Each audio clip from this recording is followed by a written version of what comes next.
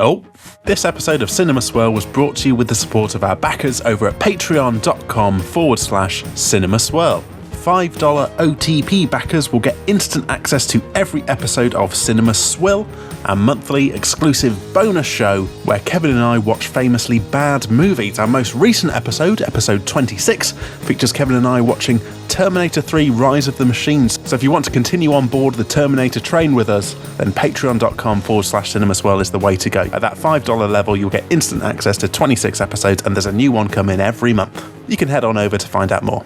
All right. Let's get swirling.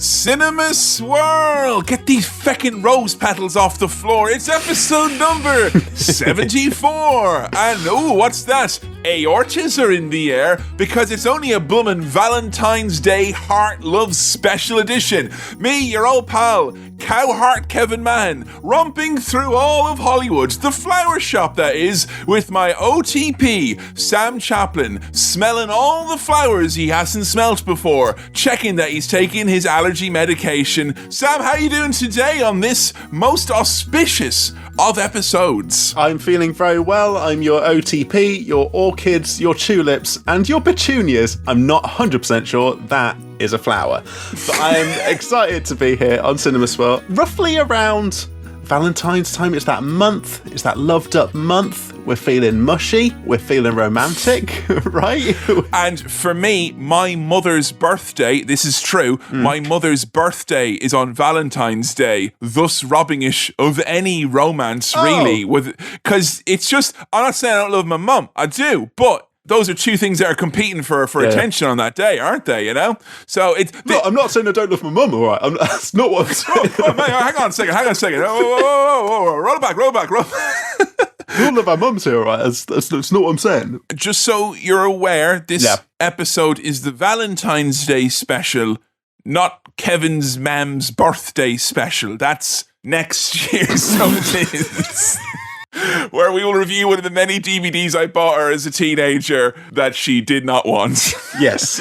The Matrix. So this kind of ended up falling into place as a Valentine's Day special, by the way. I think we were planning to do this anyway. Our film du jour today, we were planning to do anyway. But it's just happened to fall around Valentine's Day and it kind of fits, right? It does. It's worked out quite well.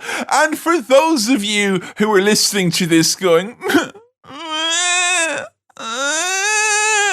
well, it's all right. We'll get through it together. If you want, you can watch the movie if you've not seen it. And you can be like Sam, you know, or you could rest in the knowledge that there'll probably be another movie with a muscly topless man soon instead, and that'll be all right. Yeah. Oh, we're doing Bridget Jones's Diary, by the way. I'm sure you've seen Wait, what? Oh, fuck.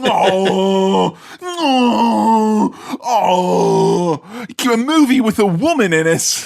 We've been doing a lot of kind of bombastic, action-y, tough films, and it's a nice change, isn't it? Right? I imagine. I enjoy anytime we head outside of our comfort zone into another comfort zone, because rom-coms, nice and bubbly and fluffy, no, not like that comfort zone. Get out of here, David Lynch. You're not welcome on this podcast anymore. So Here we are with a nice rom-com, Sam. We had a little bit of experience of these on the Swirl. Well, rom-com is short for romantic comfort zone, so I think we're all right there. No, it's actually Romedy Comantic is what it stands for. Oh yeah, sorry, I forgot. We have done some rom-coms before. What rom-coms have we done before? Pretty Woman has previously walking down that street. Yes. And it is technically a rom-com. Big. We did do Big. We did which Big. Is not all roms, of course, usually involve a man trapped in the body of a child, but you know that was leading into the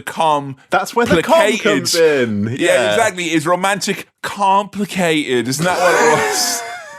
We've touched on this area before, but not quite as in depth as we've touched on Arnold Schwarzenegger, for example, or, Am I right in saying as well, this is one of the few movies that could be argued quintessentially? We are watching a bit of Best of British We're having today. a bit of Best of British, as well as a Valentine's Day special, right? This is a Best of British special, mate. Best of bloody British. Sorry, Guy Ritchie, you don't represent all of the UK. That's the 52% over there. We're looking at the 48% today, and that's why we're in Bridget Jones's Diary.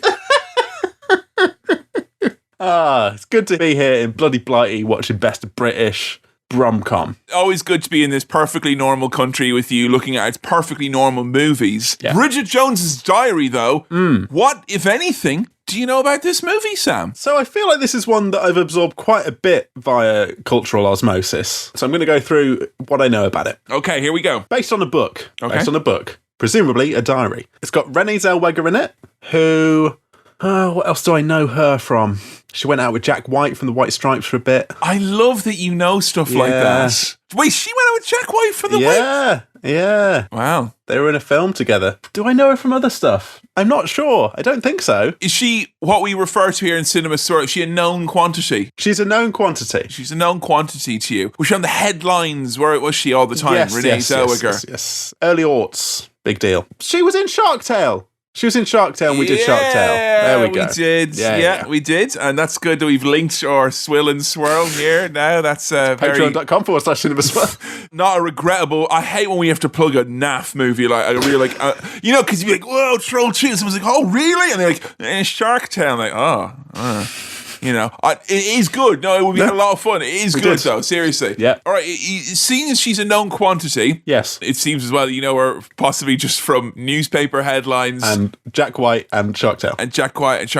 Fill in the headline for me. Renée Zellweger in blank shock. Bridget Jones' Diary success shock. Because it was a very big, good. No, but I don't know with that headline.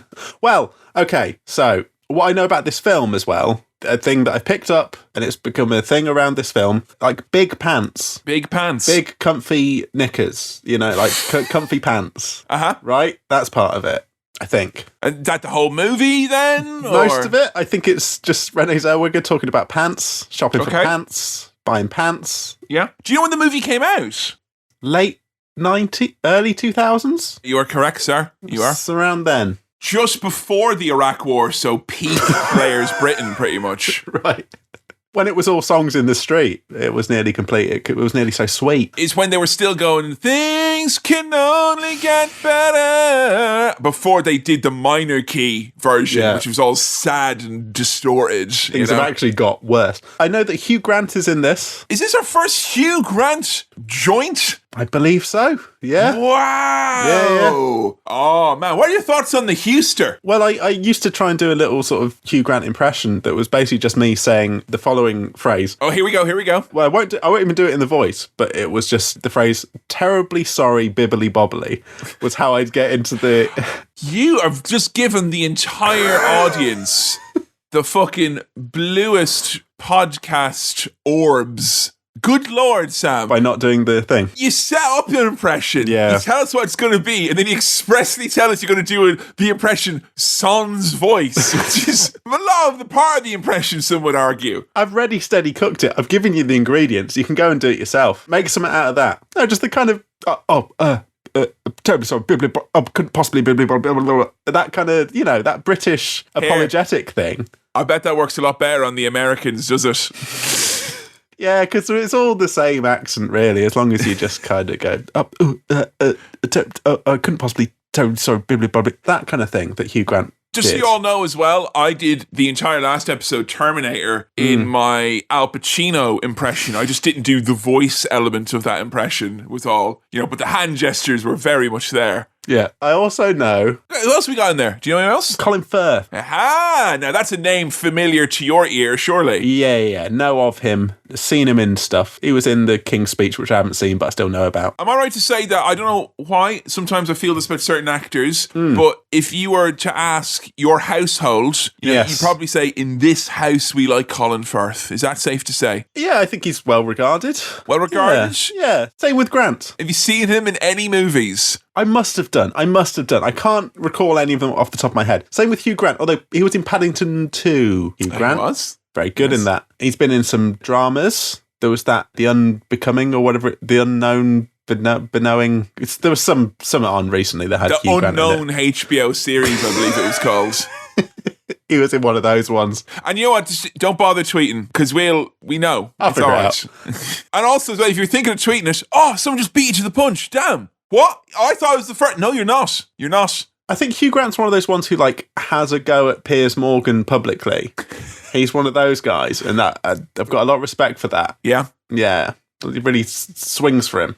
Not physically. He's like a top bloke like Clarkson. He'll go for him, But Hugh Grant he'll battle with his words, which are bibbly-bobbly, terribly sorry, couldn't possibly. What's his shtick? What's Hugh Grant's shtick? Polite, British, handsome, self-conscious, apologetic, British, awkward, clumsy, British, best of British. He's quite, I'm going to say this now, low-key one of the most turnaround beloved figures in Hollywood in recent years, because there was a point, I'd say 10 or 15 years ago, where his name was people did not like Hugh Grant for whatever reason. Well, he was a figure of controversy for a bit, wasn't he? He got in some trouble. He got targeted by the papers, and his personal life came under scrutiny and whatnot. Yes. But I think it's one of the things as well where, because he did a lot of those roles where you have effectively surmised what he did in those roles, and I think anytime an actor comes out and says, I was just doing the same ding dong over and over again, and then they do something remotely different. He's had a really good career renaissance for a man who was probably told in his 20s, your career won't last much longer because you're young, and that's what is the young, cute, British, polite man. Old, impolite British man, just as viable. Yeah. He's been able to spread his wings a bit and try all sorts of different stuff in his career renaissance. And that's why it's important for you, Sam, as per our agreement, that each episode you get a degree more rude as we go on in Cinema Swirl. Because that's how time works. I've been doing that anyway, so...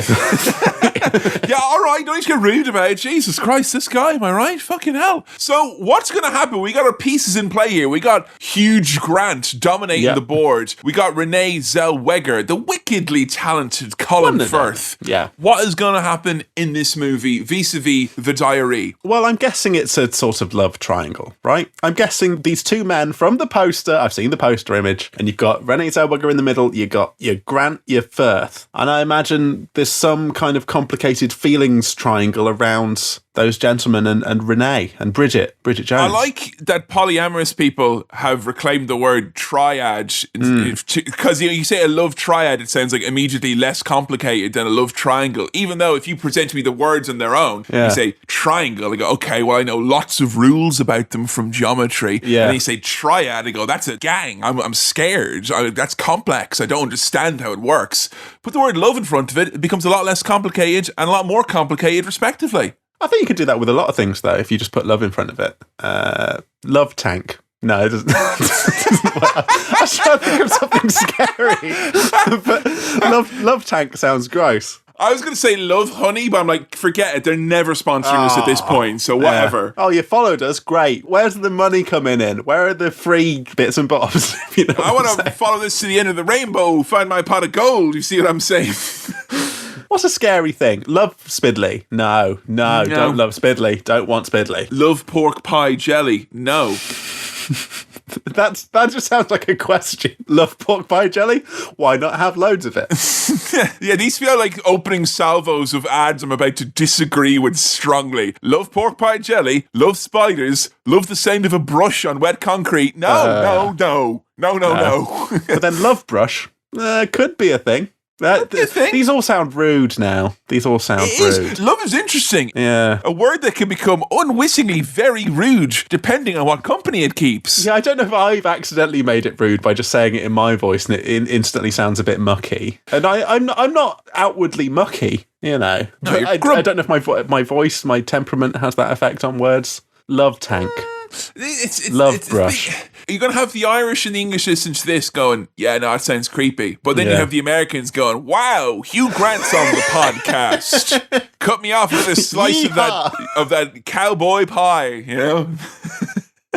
I have somewhat of a history with this movie, although it's a much more recent history. Right. I watched this movie a couple of years back because it was one that Jo loved very much when she was a teenager. And she said that it was good, light, rom-com fun. And we put it on and we had a nice effervescent time. Well, that's what you Such want, isn't was it? its nice lightness. And I enjoy it very much. I've been a late bloomer to rom-coms because I was a smelly boy in the 90s and the 90s. Fucking rom-coms. Exactly. And as well, I was chatting with this about Jo earlier because I was as if I hung around exclusively in smelly boy company. Yeah. I hung around with some women as well and they all smelled terrible. But like in my friendship group in university, I'm talking like I was in uni like 2006 to 10ish, thereabouts that time. Okay. And I don't know if you recall it as well, but amongst my female friends, there was a very, and I mean very, very strong rejection of like mainstream romance and nice, what girls are meant to like culture from the previous 5 years. Because in 06, we hated 03, even though now you'd be pressed to tell those 2 years apart in a lineup. Definitely, there was that rejection of that kind of schmaltz and a kind of substitution of other more interesting, maybe avant-garde or weirder stuff. I think it was like just an out-and-out rejection of wholesome stuff. Yeah. It was one thing going to like an all-boys boarding school and everyone hating Bridget Jones or everyone like shitting all over it because it was like the romantic thing that was in the cinemas. Yeah. But I was somewhat surprised when like almost everyone I came across in my social circle in university, irrespective of gender, hated this movie without having seen it. Well, it was definitely like a cultural phenomenon. This was a successful film. I think people might be like, why is this on the swirl? Like, it was big. This was big. It dominated the bus ad space for decades. This is a big money movie. I was working in a cinema when the third sequel came out, and that was similarly big money. People fucking coming to see that. I did notice that it was largely a sort of older contingent going to see it, perhaps. Or really? If there were younger people, they were seeing it with their mums, usually. And it was like a shared experience there. That's it. I think it was like something that has, by virtue of making lots of sequels, has become a lot more maybe mainstream and whatnot in the more recent years as a result. I don't know if we'll be doing any of the sequels because I watched the sequels as well and Jo gave me the very much needed warning of these get a bit daft. Right, okay, At the start of proceedings. But I don't want to spoil too much about the movie. Okay, I know this big pants come in. I'm imagining there's some sort of triangle. I don't know if you'll like it or not. Oh, okay. Because it's quite, I don't say typical, but typical for what Hollywood thought was typical in those days for a role. I think you're going to get a big kick out of it in terms of seeing like main fucking timeline Britain as you remembered it. Like if they advertised this Britain to you on a bus, you'd vote for fucking whatever. Like, right, okay, you know, you'd be renewing Trident if you thought you'd get back to this Britain. Like, so I think you like it there. But I'm still not sure at this point where you're at with straight up rom movies. I know you like your rom-com. I like com. But where are you with the rom? I'm not even sure where I am with the rom, you know? Where am I with the rom? Where's the rom with me?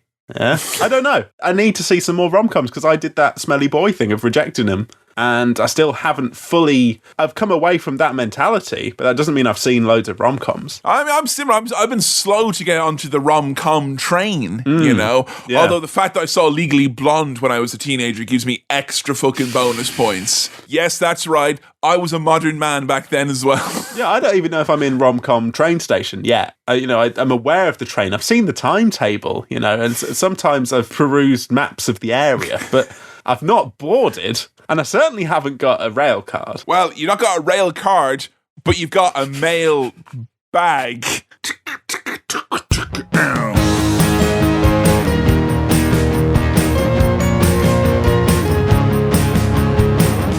welcome to the mailbag. Thank you so much for your questions in to cinemaswirl@gmail.com. That's cinemaswirl@gmail.com. I would like to give a quick thank you and a shout out to Isabel, who sent a very detailed email about potential Godzilla films for both Swirl and Swill. You want to know a real fun fact about me? I have recorded a Godzilla podcast, the first episode of it, so many times now, I'm not sure if I've done it twice or 3 times. Right. So Yeah.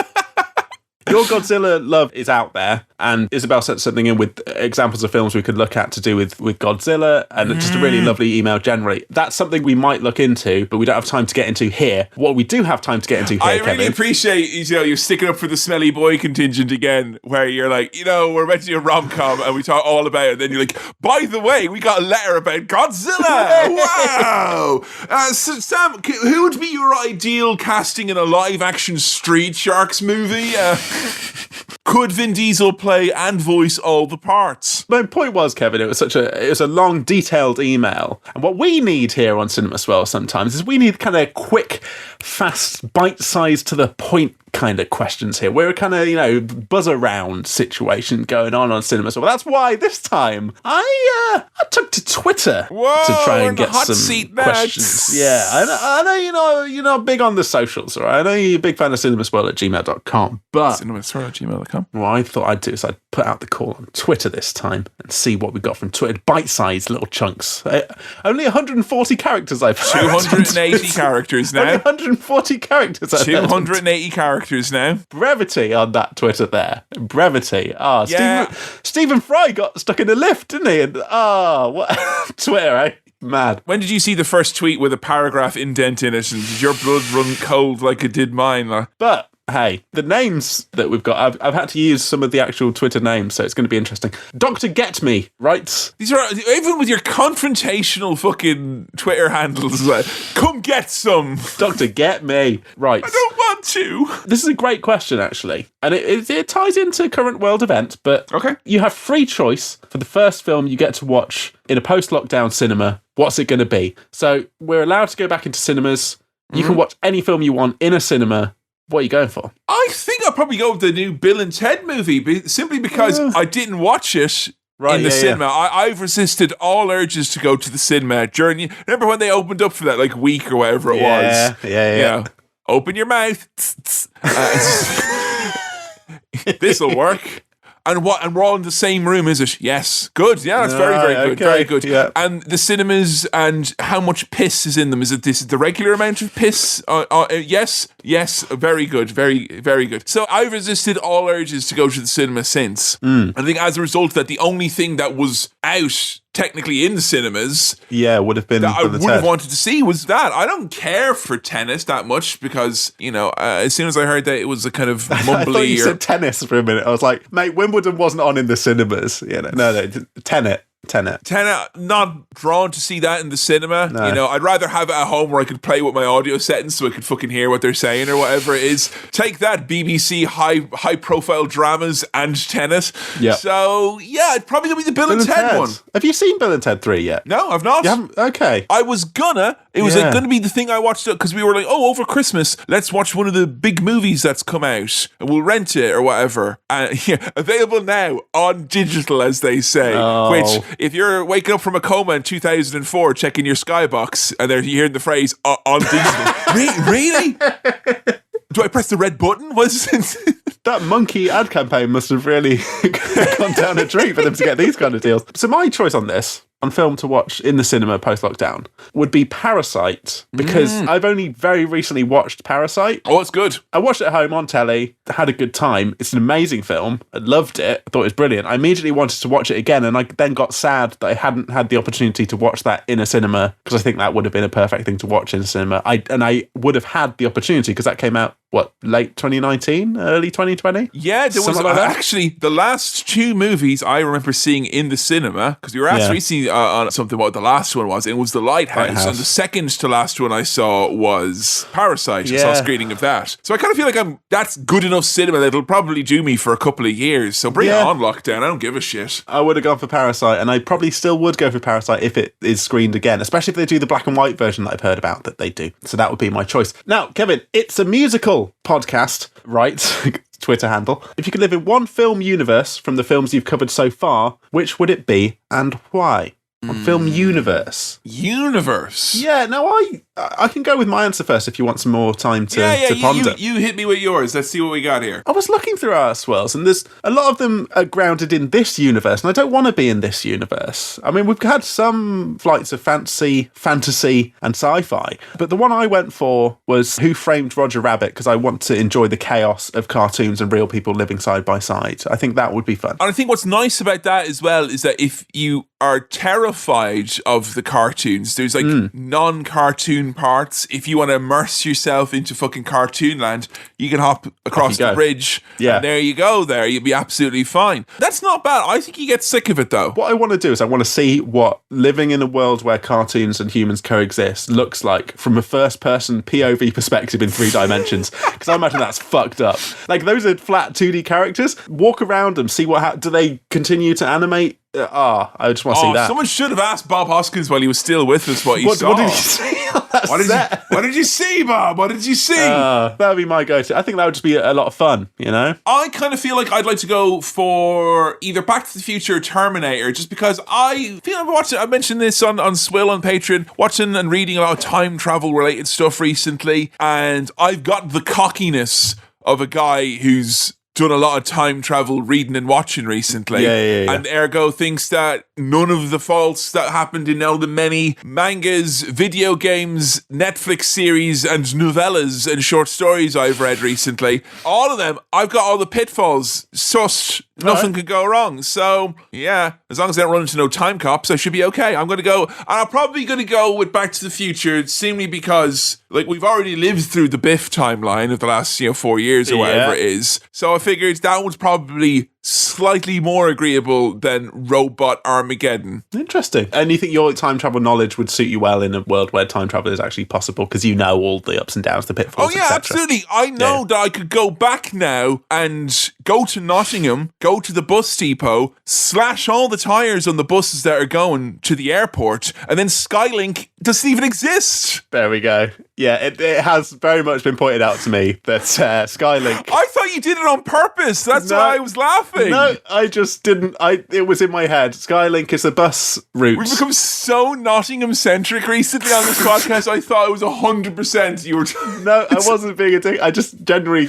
I got them confused. Skylink, that I kept saying instead of Skynet, is a bus that runs from central Nottingham to East Midlands Airport / Robin Hood Airport. And that's why that was so ingrained in my head and I couldn't remember what it was called. Thank you for everyone who's pointed that out to me. Do you want to know a really depressing story about Skylink? Yes, please. Okay. One time, and it would have been the first time since I moved to England, I was going home from Lincoln, and I was going from Lincoln to Ireland, vis-a-vis Nottingham and East Midlands Robin Hood Airport. Very nice. And I thought I had some money in my account because I was living very much hand to mouth at that point. I had exactly enough money, or so I thought, in my account to get me my train ticket to Nottingham, my Skynet bus to the future, and then to get myself maybe a sandwich in the airport, and it would have all been grand. And that was the first year I was an Amazon Prime customer, and I didn't realise it auto-renewed. So I arrived in Nottingham overdrawn. So I went to get my Skylink thing and my card got bounced back. And because I was an immigrant, I wasn't entitled to an overdraft. No. So I had to go into my pocket, take out my 3DS. I had one game in there, Mario Kart 7. And I had to, I went over to the GameStop. You traded in Mario Kart 7? They gave me £7 for it. So I had £2 change for my Skylink to get to the airport. And you know what? That is probably the best Mario Kart I'm going to say now because I've been affected emotionally by it.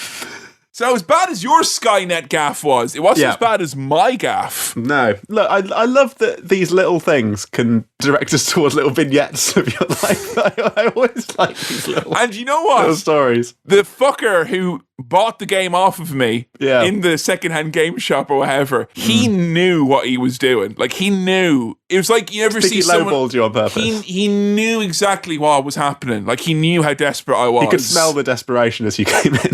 Is that too many people come up to the counter with their DS, put it on, take out the game, and are like,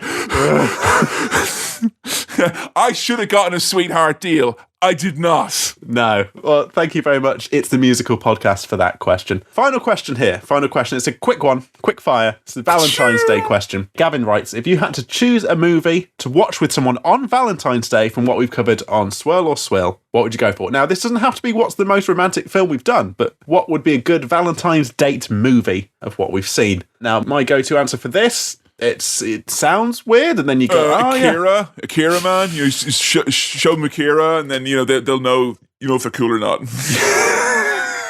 You want dates to be a test, don't you? You want to just say nothing, no eye contact at the end. Did you get it? If they can't give you a decent enough answer, out the door. Not them, you just leave. Rocky, all right. Rocky, we got a bumbling, cute romance going on with all the boxing stuff as well. We got the story of Rocky and Adrian, and Rocky doing his little jokes. You're a funny guy, right? I'm a funny guy. It's cute. It's cute stuff. I did it for you, Adrian. How could you not be mushy after that?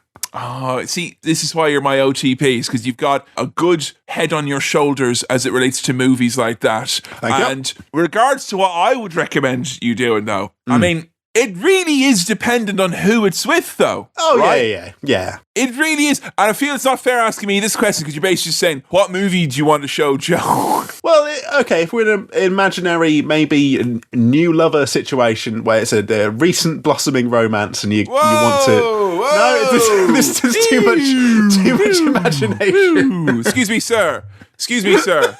You discussing hypothetical relationships on this podcast, sir? Okay, never mind.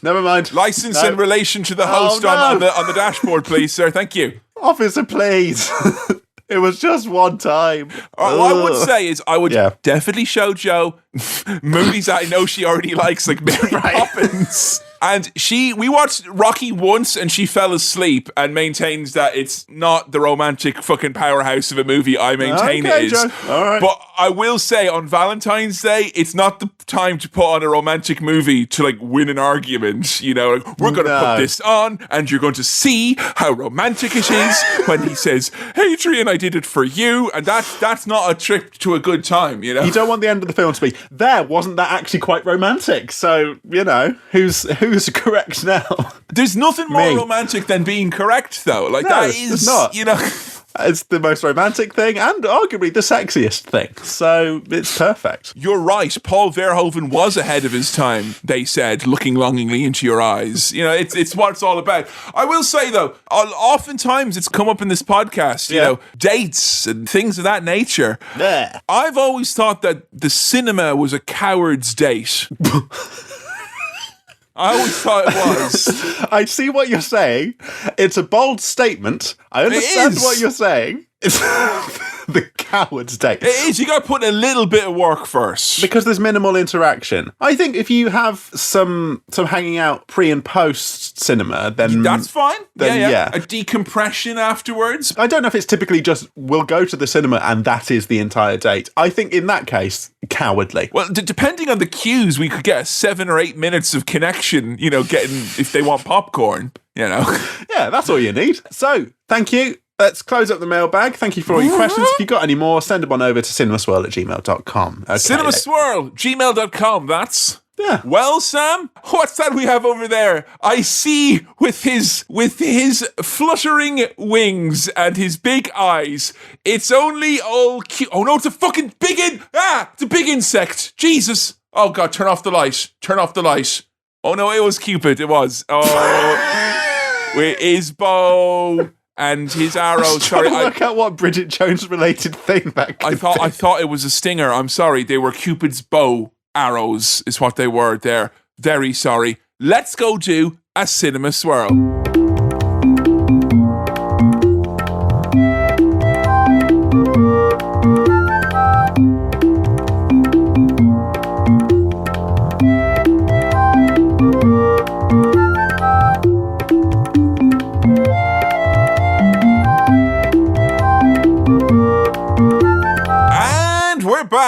Sam, initial gut reaction to the Diary of Bridget Jones. Yeah.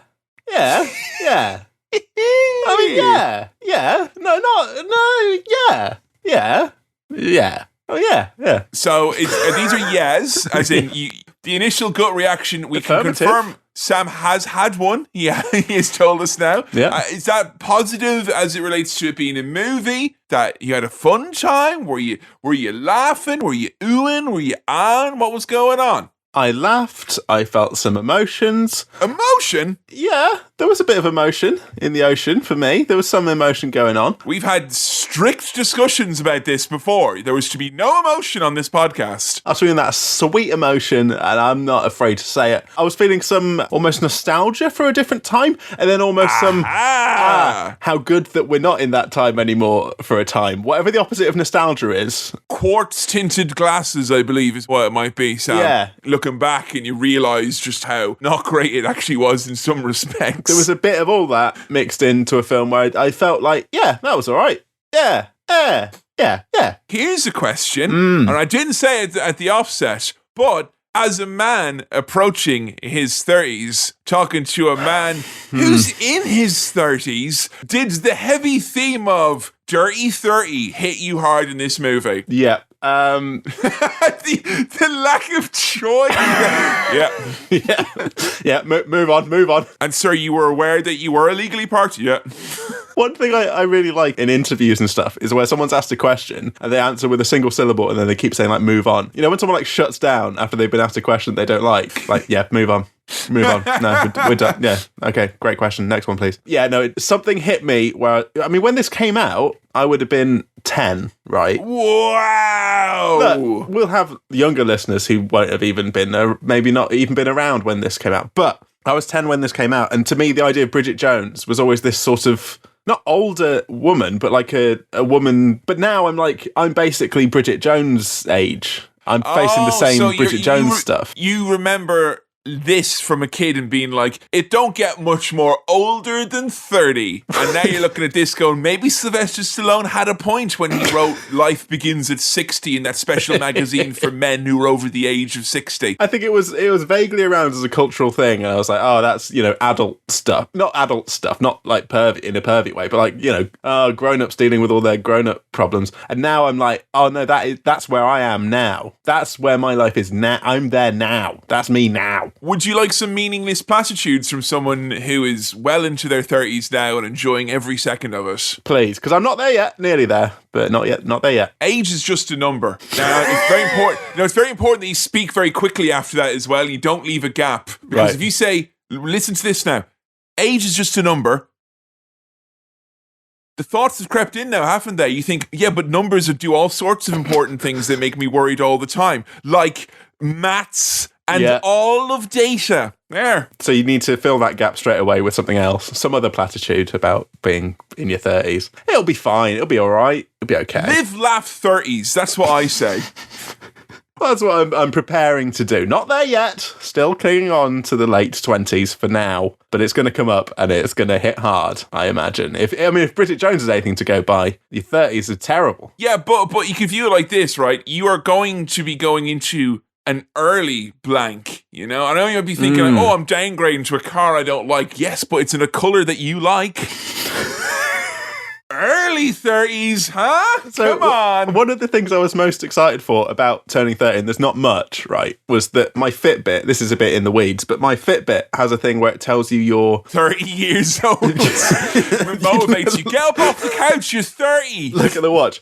You're 30. Now, it does a thing where you haven't stood up in an hour, you 30-year-old bastard. It tells you your cardiovascular fitness score, right? And it has it like what's average to good to bad for people your age. And for a while, mine was between 20 and 29. So I was being measured up against men who were like 20, 21, right? And now I was thinking, well, when I turn 30, I'm going to bump up a couple of notches on the score there. I'm going to be quite good for my age. Turns out they already did that at the start of this year. They just knew that was the year that I turned 30. So they bumped me into that category and it hasn't gone up that much. So the thing I was looking forward to, like maybe thinking I'm actually quite healthy and fit for my age, has already happened and it didn't make much of an impact. You see, you made the usual mistake there now, is that you didn't count on your body aging as well as the actual number of your age as well. And that's kind of like it's an almost continuous process, that. It's a tricky one now. But I thought you were going to say, you made the mistake of hoping for something good to happen and make you feel better. But that's the problem. These are just numbers, and numbers don't matter, right? They don't. But I was going to say, you can really wangle someone going, it's my 30th, but that's probably not going to happen given current events. So, New Year's Day. Bridget Jones is 32. It's her 32nd year of being single. So she's off to her mum's dinner thing, like a kind of, old people having a thing where they'll eat turkey curry or something. That sounds like a very southern thing to me now. Very, very southern indeed. I've not been to one of these sort of parties. And when I say southern, I mean the parts of England that people seem to hold in the most contempt here. That's what I really mean by that. Yeah. Now, it's interesting, this New Year's Day this is. And yes, pretty festive, Christmas-wise. I thought this was bang out of order, if I do say so myself. This is bang out of order. It's top and tailed with some festive stuff here, so maybe we've fudged the timing a little bit, but that's all right. The only way to make people more upset about us doing Bridget Jones's Diary is to do it as a Christmas movie as well. But don't worry, next year's Christmas special will enrage you in equal parts, so don't worry, it'll be absolutely fine. Yeah. Now, the problem is, I think, is that we're going back in time here, and they're saying that, Christmas comes earlier and earlier each year, but what we don't realise is that a knock-on effect of that is that it ends earlier as well. You have none of this New Year's Day Christmas tree bollocks. Also as well, you're coming at me now with your turkey on New Year's Day. We're talking a 7-8 day window since that turkey first saw sun, and I don't think I don't think that's... Not sure about that turkey. That's not peak turkey, Sam, is what I'm saying. No. That's not peak turkey. That's trough turkey, is what that is. Very early on, I got a sense that some of the humour here is a little bit, how can I put this, near to the knuckle, perhaps? British. A bit, that British kind of... This is like early 2000s. We're still kind of... This is like 2001, so we're still in that 90s laddish kind of... The jokes, the script I love that you're referring to Bridget Jones as being laddish. It's a classic lad movie, you know? Guys expecting Rambo, they're not listening. They're gone, Sam. You're not going to get them back. Their headsets are turned off. There's a line that Bridget's mum says that is about how she's dressed. That I, as my, 2021, with my attitudes and my eyes, I don't even want to repeat it. It's all a bit like, oh, geez. And there's a pervy, bum-grabbing non-uncle uncle and things like that. Oh, remember back in the day, though, where you could have a pervy uncle and it'd be all right. Now it's all, you can't have a pervy uncle. Like, what's going on? Well, it's not saying that it's all right, but even then, it's very clearly positioned as this is bad and wrong and not okay. But it's not for shock laughs. That was for a laugh. That was literally for a laugh of familiarity. Yeah. And there is another joke that the mum uses. And usually my rule in Swirl kind of is like, look, if they make a dodgy joke or a dud joke or guff joke from around the time or whatever, I won't try and pay too much attention to it. Yeah. But they did use this joke about, I think, is it Mr. Darcy? And he's separated from his wife, and his wife is Japanese. And then the mum says offhandedly that they're a cruel race. And I thought, that's quite a random, very racist thing to say. But they say it like 4 more times in the movie. It's one so of those... I have to bring it up now because it's like it's the closest thing to a callback. A callback they have is later on. We're like, remember how we said that the Japanese were cruel? Way, I don't even know if Act 1 is even a horrible racist stereotype that exists. Does that fall into the category of xenophobia and not racism, I guess? Perhaps? I don't know, but it's strong. I don't mean to be like, oh, this is too much for me, but it lays it on thick straight away. But that's not to say that things aren't funny. The idea of the height of sophistication being gherkins on cocktail sticks and then the mum bringing out a plate of gherkin. Something that's very funny about the green colour of a gherkin on a kind of china dinner plate with sticks in it. The funniest thing for me was her using the phrase mini gherkin, and I was like, they're called cornichons. Come on now. I know what you've got there. And then the gherkins that were circulating were most certainly not miniature. Those were full size as far as I was concerned. The gherkins that were circulating, were they perhaps gherculating? Well, hey! Good night. Now, I want to address the big rumour from the offset here now. When we get introduced to a literal Mr. Darcy, Darcy, as played by Colin Firth, who somehow in 2001 is both younger but older looking? Yeah, I know what you mean. He doesn't look old, but he looks old. Yeah? He's more weathered appearing here, like, kind of, He's more shop-handled than he is in more current times, I think. Now, I need to address this rumour. I know usually people listen to Cinema Swirl for, like, the heavy hitters, your Blairs, your Miliband's, your Camerons, etc. Yeah. But do you know, vis-a-vis British politics, the heavy rumour that was circulating and apparently debunked this year about the character of Mr. Darcy, played by Colin Firth? No. Right, so he plays a human rights lawyer, and he's apparently, given that this was something that was originally in a newspaper and then serialized into a book and was kind of very much of what was happening at the time, Sam, the rumour is that it's none other than 2021 Labour leader, UK brackets, Keir Starmer. What? Is Keir Starmer. Based on Keir Starmer. Now, the author did come out and explicitly say, no, it's not based on Keir Starmer, but I counter, you would say that though, wouldn't you? Yeah, I suppose you would say that. Yeah. There are not too many human rights lawyers who were in the news at the time. But the idea of Keir Starmer being this kind of handsome, aloof... I don't know, but maybe. Are you saying hashtag not my Keir? Like, you want a slightly bloated, confused man, like... I'm not saying anything about Keir's appearance, but I don't see it, but that could be the case from the book that was based on Starmer and his charm. Keir Charmer, more like. Thank you. I think you should edit that bit out. I think that's wrong. Like that you said that. Here's the thing, right? I didn't think there would be. I've seen this movie before, and I was aware of the rumor. But this time, now I'm living in a world where the author completely debunked this and was really adamant that it wasn't the case. Right, yeah.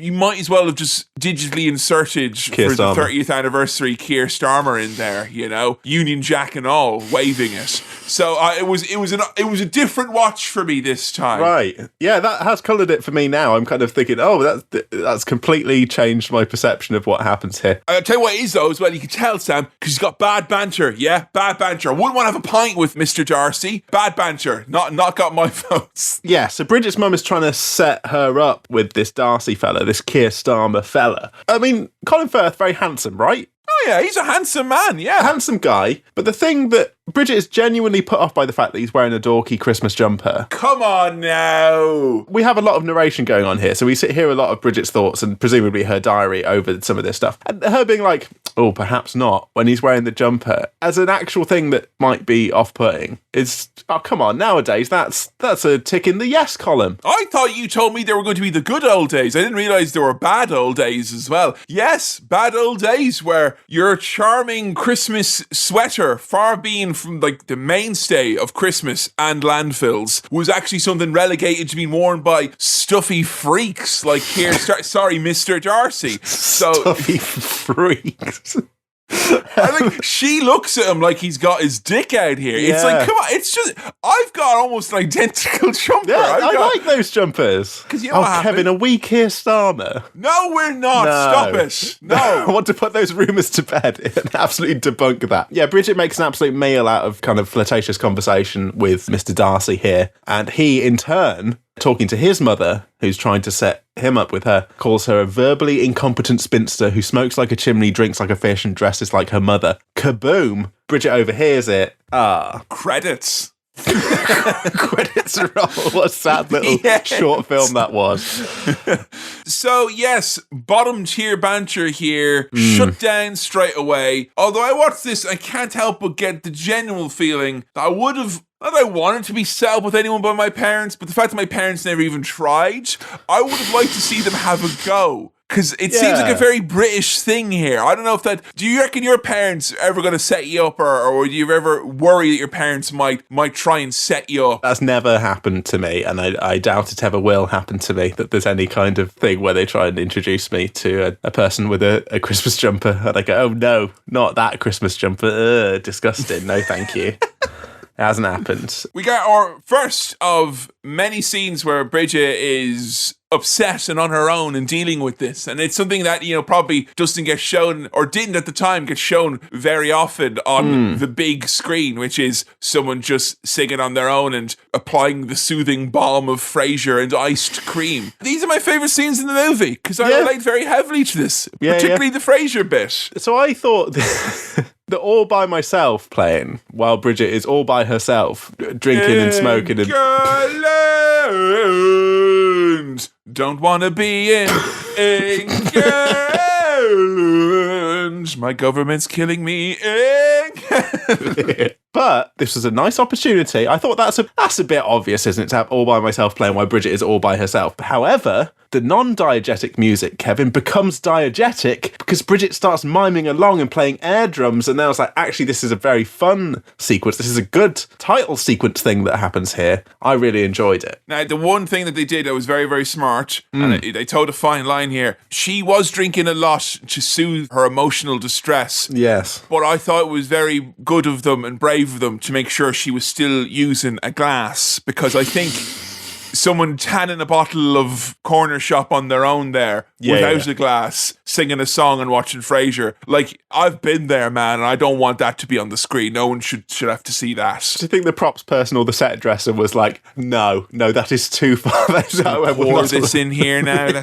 I will not allow it. Bridget is writing her titular diary to keep herself on track now. So this has kind of spurred her on to motivate herself to get her life as she sees it in order. And of course, if this was in 10 years' time, she would have started a blog spot. Or if it was 20 years' time, she would have... Actually, it was 20 years' time. Instead of starting a diary, she would have taken a break off of Twitter. That's what would have happened instead. That's the equivalent now of like starting a diary, is like stopping doing that instead. You can follow us at Cinema Swirl as well, and I'm at Kevin Mann, and Sam is at Sam Chaplin, Twitter. Yay! Twitter. But Bridget's first focus in her getting on track and sorting things out is weight loss. The stuff that we're going to talk about here is two bloody blokes. Right. It's going to be interesting. The perception then that, the perception now, beauty standards for women then. Oh, right. I'm very glad you brought this up, because I was watching this like a fucking idiot, and then right at the end of the movie, I think, because she starts weighing herself in her diary. Yeah. And she is like, she writes down how many pounds she is or whatever it is. And of course, very British, writing down how many pounds you are. She's not a fucking professional wrestler. Where are my stones at? Like, come on, make it relatable. So Joe came in towards the end where it's like over Christmas. Yeah. Spoiler alert, there's another Christmas coming.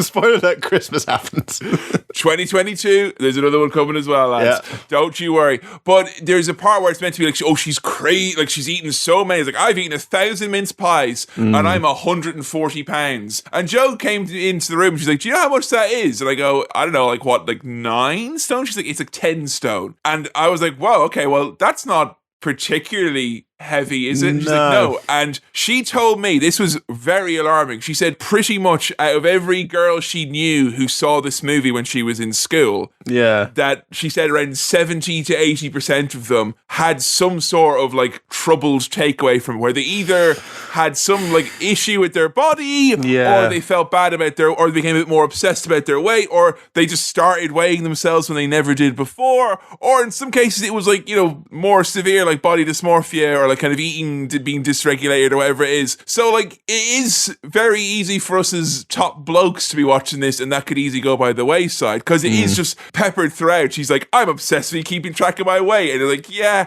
what a modern girl. But it's actually quite fucked up, considering that it's one of the first kind of movies that we done where it was very much trying to be like, hey, this is for the every woman. It's not like kind of a big glamorous Hollywood production. It's like, she's a regular working career girl in London who's obsessed about her weight, and you should be as well. Yeah, the only thing they don't do is have her say the size of everything she wears every time she changes her clothes. It's like a step away from that, it feels like. Yeah, the weight stuff comes up very often, and it's a tricky thing, and it comes up a lot, and it obviously was a big deal then, and maybe this film, as you say, did like impact people to... Oh, don't question. It absolutely did, I'm sure in some cases, if it made more people talk about issues they were having, but I don't think it balanced it out in any way. I think it was definitely a case of more harm than good. good in terms of making it all a little bit more toxic and whatnot. But look, hey, I never said earlier that age is just a number. Weight is just a number as well. I got a fancy new weighing scales for January because I am a parody in their 30s. And I love it because I got on and I weighed myself. I was like, okay, I've put on some weight over Christmas, but it's a smart scale, so it's going to send me, like your Fitbit, all this special data. Right. And it's told me that my bone density is very high.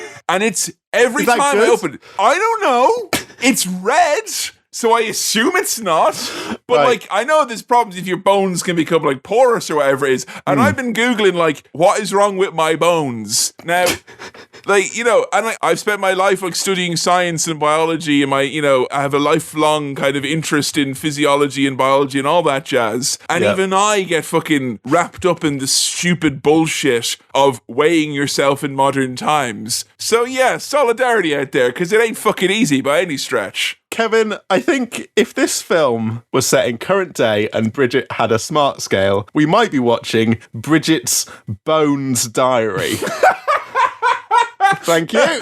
Now, of course, if this comes in a few weeks' time when I'm asking people to send me in their bones because mine are too heavy for me to get up off the couch anymore, I don't know what it means. Dem bones. Yeah, so there's a lot of weight stuff coming up. We'll probably mention some of it, but yeah, it's a bit. It speaks to when this was set, I guess. I know that issue hasn't gone away, but it seemed particularly bad. I remember some of that stuff happening in Love Actually that I've seen as well. Stuff with Marty McCutcheon. A lot of the charming British films at the time where they were like, oh, Jerry sorry, bibbly bobbly, lots of bad things. That type of business. Well, speaking of bibbly bobbly. Oh! Yeah, Bridget fancies her boss, who is... Bibbly bobbly's on the beat. Who is it? It's Hugh Grant himself. My first, proper big laugh came when she was talking about how she fancied this boss, but she was worried he wouldn't reciprocate, and it cut to her singing karaoke at the Christmas party, doing "I can't live without you." A soft spot for bad singing. Bad singing and bad dancing. Two of those things. So always funny to me. And when they come together, oh boy. Now I think that could be a bit much. Bad singing and dancing. I don't want you all singing, all dancing. I want bad singing or bad dancing. So Bridget's trying to impress her boss. She's writing in a diary that, she shouldn't be flirting with her boss and all that, but she's trying to come across as little Miss Fancy Pants, talking about, oh, thank you, Professor, whatever his name is. And Hugh rumbles her with his professor knowledge that professor's been dead. So... Have you ever pretended to be on the phone with someone? Yes, but not for this reason. Not out loud to anyone else. But I used to have this thing where if I would ever need to turn around in the street. Oh, here we go now. If I was walking in a direction and I felt like I needed to go back the other way. Yeah, I'm just turning around now. Yeah, no. I'd have to come up with either being on the phone and be like, oh no, the meeting's back in the other direction, then turn around. Or look at my watch, as if my watch was going to say, I haven't got time to continue in this direction, I'm going to have to head back. I'd always have to do some signal. You're a video game character, like your watch is your waypoint. Oh no, sorry, it's the other way now, I have to go back. I'd always have to visually signal that I'm turning around. I don't know if I've ever pretended to be on the phone to trick anyone into thinking I'm smart or for any kind of japes or foolery. Yeah, you're layering your deceptions there. Yeah. That's too much, I think. I mean, I used to try and do it now and then when I didn't have a fancy iPhone. I only had an iPod Touch, so I'd be like, "Oh, who's calling me?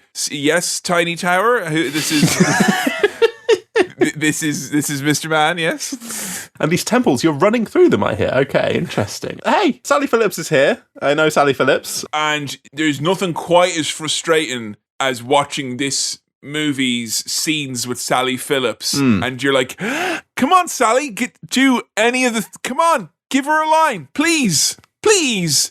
Like you get Sally Phillips, who genuinely I think is one of my fucking top comedian actors. Whatever, she's fucking hilarious. I will watch anything she is in. She's brilliant. She is the all-time greatest Taskmaster contestant as well, as far as I'm concerned. And if the best thing you come up with her to say is "fuck," like come on now. I mean, her three friends. I'm not sure they have that many dimensions to them. But together they form the semblance one of polygonal shape. I assume that's kind of intentional, I guess. and they don't have time to delve into those characters, really. And they're just kind of supportive friends, and they've all got their little individual quirks. The kind of flippancy with which this movie treats the concept of friendship, where it's kind of later on, like in the end of the movie, when like the friends come to save her, and she's like, yeah, guys. All right. Like, Bridget Jones's Diary as a more modern tale, where I think most people who would kind of empathize or relate to Bridget Jones or whatnot, I think they wouldn't have like a circle of the coolest, sexiest, supportive friends ever. And like, yeah, I don't want to hang out with you tonight. Goodbye. Yeah. Check out these 2001 modern elites as well, doing things like buying phones and eating Mexican nacho tortilla chips with avocado sauce. It's the new millennium, baby. We can do what we want here. Including smoking as much as we fucking like. I was like, what's that third dish? It was a trough of cigarette butts. Ew. It's so easy to forget there was a time where you could just smoke in public, like restaurants and bars and things and stuff like that. It's weird, isn't it? I always think, and if you're a smoker and you listen to this and you probably think, oh, fuck you, I miss those days so bad. But I'll tell you, by the time I turned 18 in Ireland, they had already put in the anti-smoking in public places laws. And I was like one of the first places in the world to do it. And there was fucking uproar about it. But you know what? I was very happy that I managed to go most of my life not having to deal with the scourge of secondhand smoke, because I'd be pissed off. Going back in time, just be careful. You go in there, you're going to be like not enjoying your meal, folks. Because unless you're eating that trough of cigarettes, you're not going to taste that guacamole. Speaking of time capsule type stuff, Bridget's getting MSN Hotmail messages from a Hotmail in her office. Hey! Hugh Grant. I will say, Hugh Grant's hair defies explanation. Oh. Good hair on that guy. Good head of hair on him,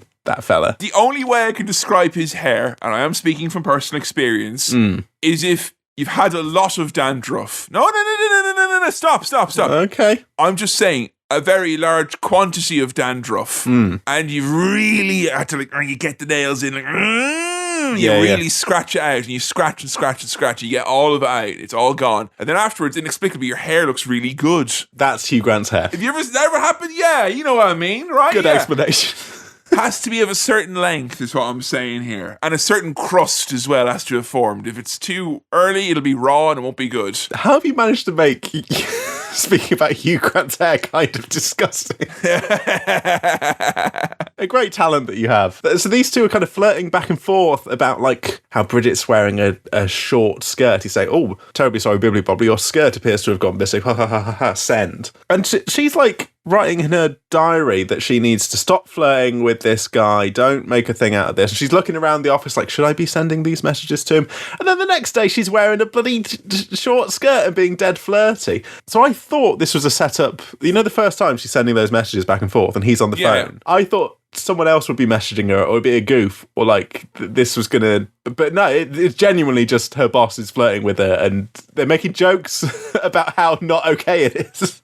That at least happens in an episode of Cold Feet, if not at least 2 or 3 other British movies of some sort. Because the idea of a British office where someone fucking flirts with someone and then they flirt back, and that's it. That what? No. Yeah. I think I've been have had that like Pavlovian conditioning to expect some sort of twist there, that one of them is not talking to who they think they are. I moved to this country because I was promised there would be crumpets and misunderstandings, and I thought I would never get sick of either of those things.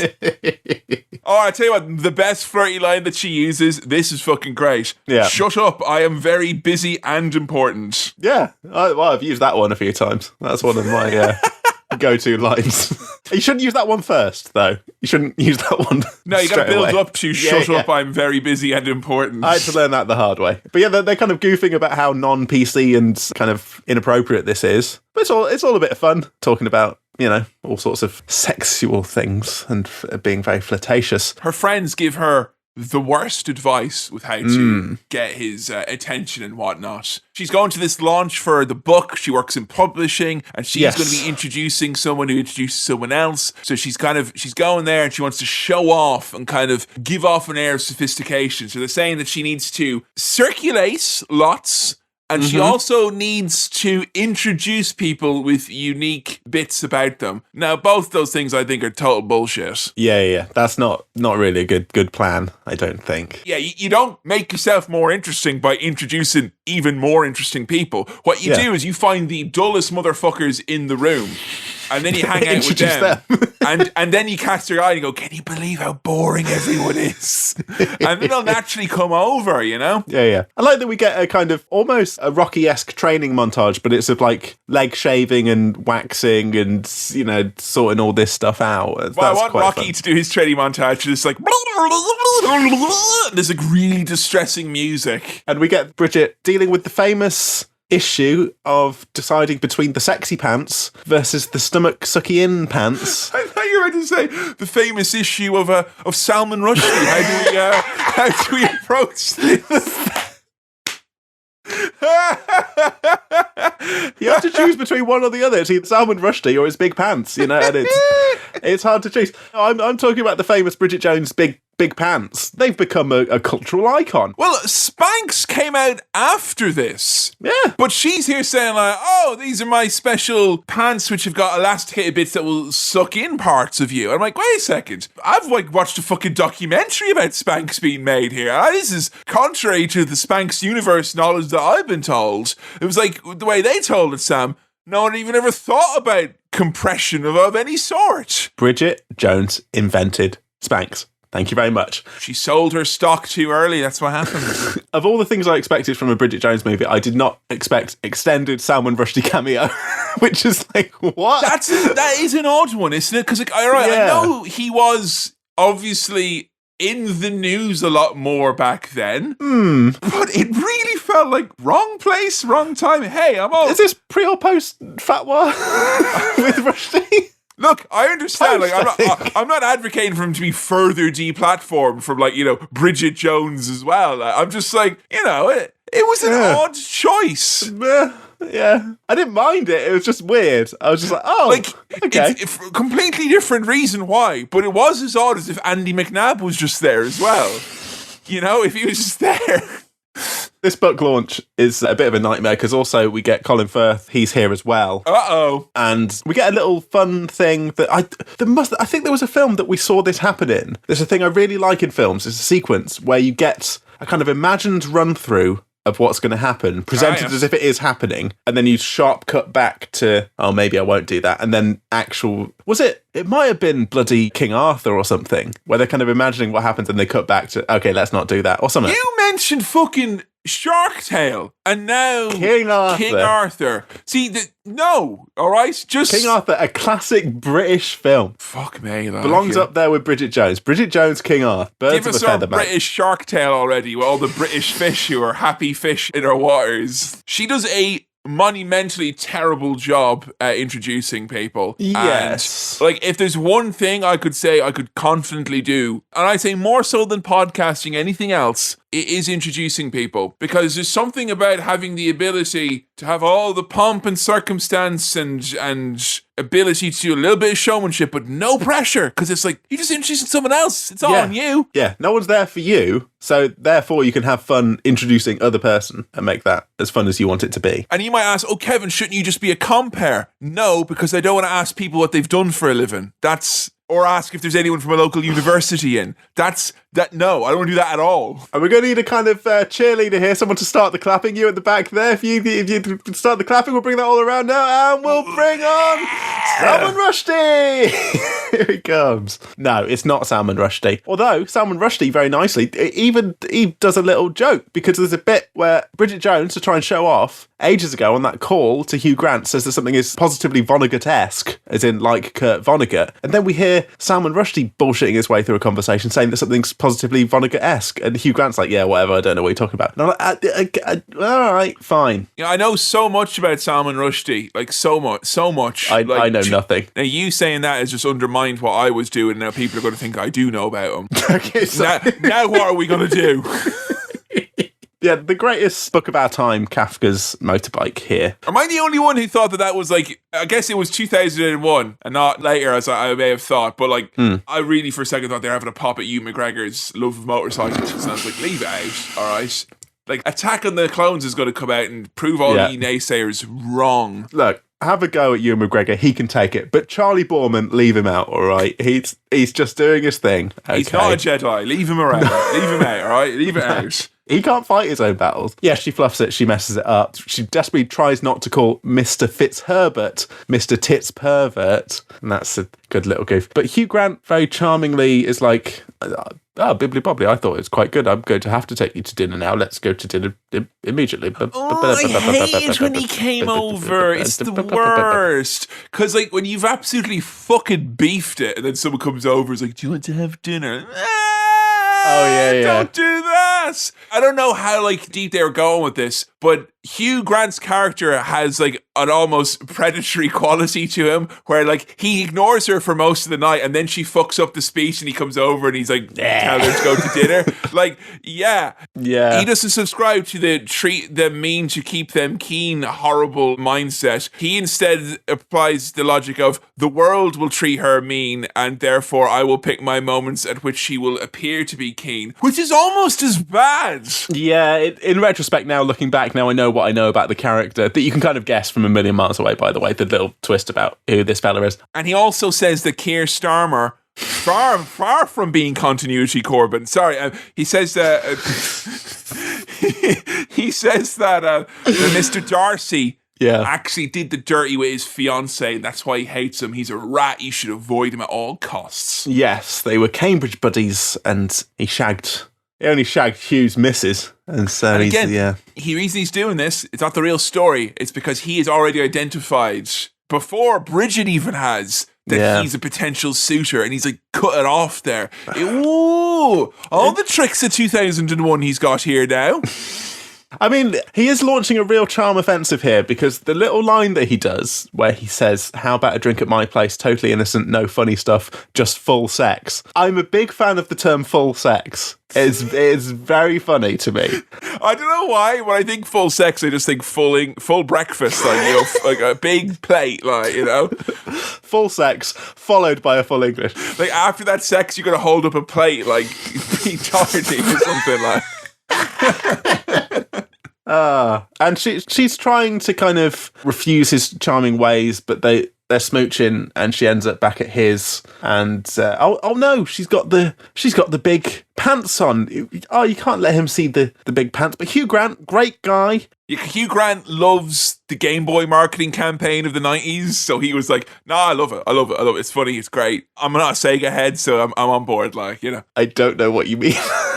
Oh, right. There were this, for those of you listening who may be from a younger generation, or maybe were beating up people like me when you were in school, there was a special ad series for Game Boy when it came out in the 90s, kind of rude dudes with attitude phase of everything is smelly and like, hey, buy this new thing from Nickelodeon. It smells like dad's shits or whatever it is. And they did a thing where it's like, you can get a Game Boy for like, 70 quid, or you can buy this massive pair of knackery old pants that smell as shit. Right, yeah. Whereas Hugh Grant was like, oh, I'll take the pants. Because he, charming guy, makes it non-awkward, jokes about it, relaxes her, says he actually quite likes the big pants. So he's, what a charming guy. And I was going to say, what was it like, Sam, to see Hugh Grant playing a different role? He's not. He's playing the same role. That's the devious thing. Yeah. He's Hugh Grant playing someone playing Hugh Grant is what he's doing. That's it, exactly. He's playing the Hugh Grant character to get away with stuff. Little interesting filmmaking quirk here that I really enjoyed was, those little stats about Bridget that come up, like the weight and all how many cigarettes she's having and all this stuff she's putting in her diary. The bit where they're like flashing up on the screens at Piccadilly Circus behind her. It's a nice way to integrate that into the environment and make it, and not just put, some overlays on the screen. I thought that was quite a fun little way of doing that. And I'd like to call out just a little fun filmmaking thing that goes on there. Well, I like to call out something else about this movie. Now is as good a time as any. Sam, when you were watching the movie, did you notice anything about the title, like Bridget Jones's Diary and apostrophe placement? I've got to label this episode for release. I've got to put the apostrophe in the right place. So where would you think it should be? So her name is Bridget Jones. Yeah. And it's her diary. Your options are as follows. Okay. After the S, an apostrophe and nothing else. Or after the S, and an additional S. Okay, you identified this as there being options. Because I saw it on screen, I was like, oh, that doesn't look right. Just because, two S's that close to each other never looks great. No, and Bridget Jones's is. The Flanders is. I was really not liking that. No. And then Joe, who was in the other room, was like, oh, that should be just Jones with an apostrophe on the end. And I was like, do you think that they didn't want to have a stray apostrophe on the billboard? Well, where is it? Later in the movie, when she is writing in her diary, she does do it like the title card. It has Bridget Jones with S apostrophe S. But Jones's is. There are options. That's the thing. I didn't know there were options. I thought you could do one was right and one was wrong. I feel like it's either style or. guide. Bridget Jones's is a style guide is what they need here to establish which one's correct. How is it spelled in the actual title of the movie? Apostrophe S. Bridget Jones S apostrophe S. Yes. With 2 S's. Yes. I mean, that is correct. It is. It doesn't look great, though. No. Neither option looks good. You're 1 S away from me thinking this is like a Snake parody of this movie instead, Well, speaking of snakes, bloody Hugh Grant, what a I thought that you were going to segue character. into the egg peeler bit here now, which was the wankable egg peeler thing that Bridget's mum is demonstrating. What is that? All right, the bit at the start where he puts the egg in and she starts literally fucking jacking it off, like dunk, dunk, dunk, like it's a fucking super soaker or whatever. And then the egg comes out peeled, like, all right. Okay, ha ha ha. Fair fucks to you. We're living in a pre-shake weight world or whatever, and South Park obviously, what's this? Because then at the end, it just comes for no reason. It's just, I think it's just, I've eaten thousands of eggs, and I defy anyone to tell me what this white discharge is. This egg cum that comes out. I can't remember what she calls it. She's discharge. Oh, God. No, sorry, I got the word here. Overspray. Overspray.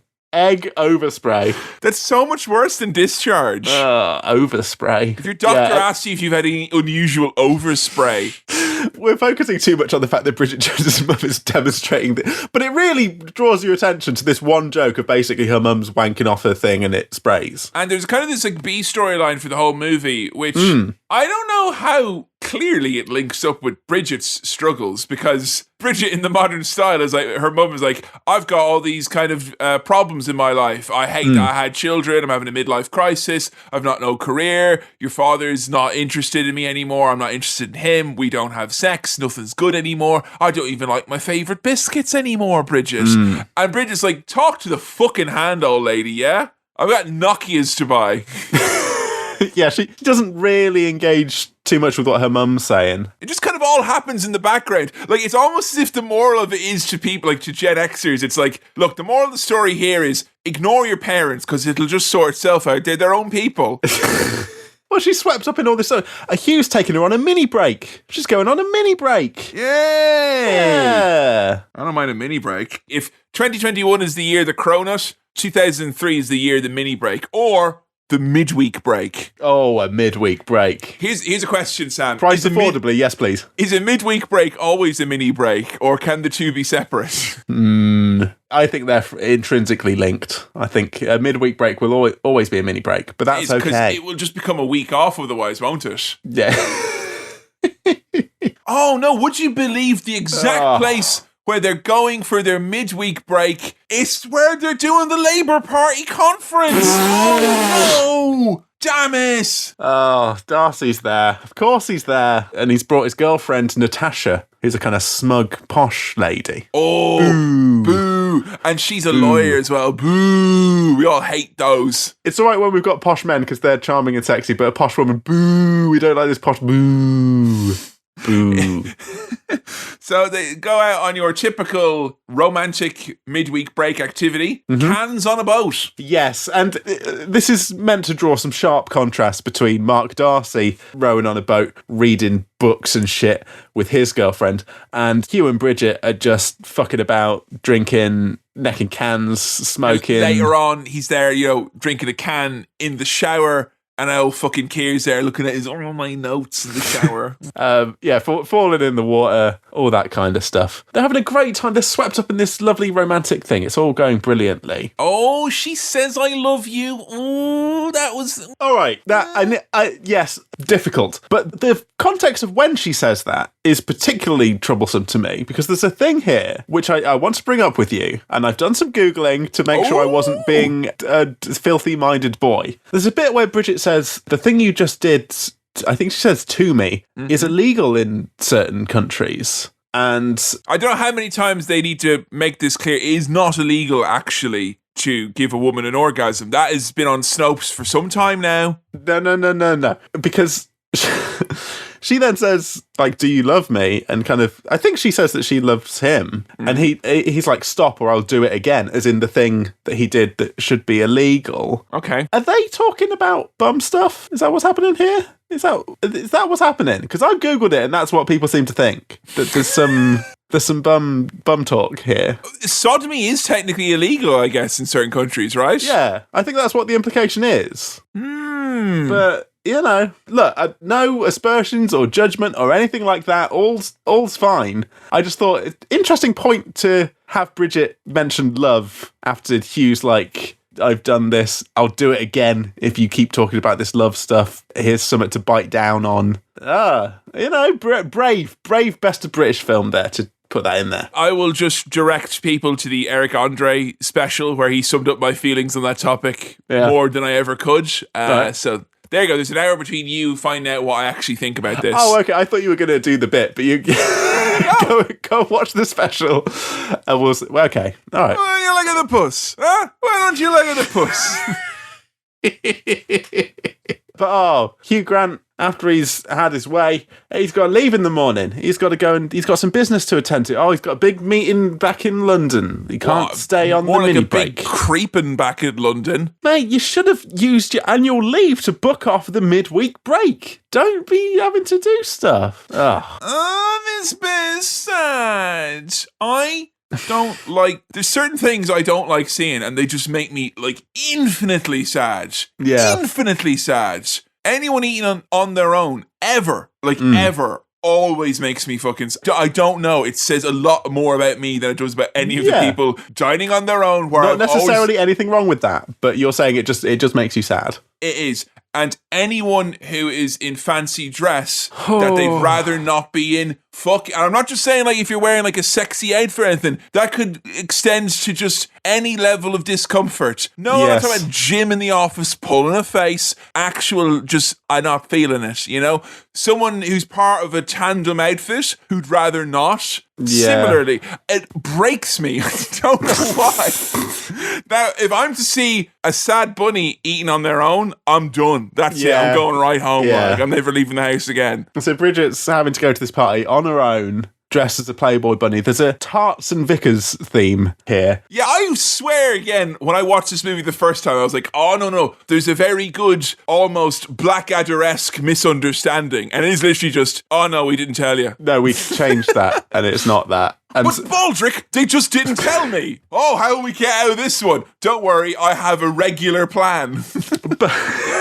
But there's a nice bit that Bridget's dad is dressed as a priest, and there's a few people, it transpires that there's a few people dotted around who also didn't get the memo, which is quite fun. I like the fact that you end up seeing a few little characters here and there who also are in the same situation as Bridget, although perhaps not quite as bad. Well, I think what warmed my heart back up and made me be okay was the fact that despite she claims to be mortified, she's like, oh God, this is so embarrassing. But she goes all the way back to London in a cab, and she's still wearing, like, she rocks those ears the whole time. So either those, I mean, you know, I've donned a pair of cat ears to use as a headband in dire situations in my time. You know, so maybe it was just like a good solid pair of ears. She pulls it off. It looks great. Look, in reality, she could have nipped back to the hotel. She must have some luggage with her in order to, but it's funnier and kind of bleaker that she's travelling back to London dressed as a bunny as she is. Also, one thing I want to point out is that Bridget's mum has got a new, like, boyfriend. Yeah, and he's working the TV shopping channel. On the shopping channel.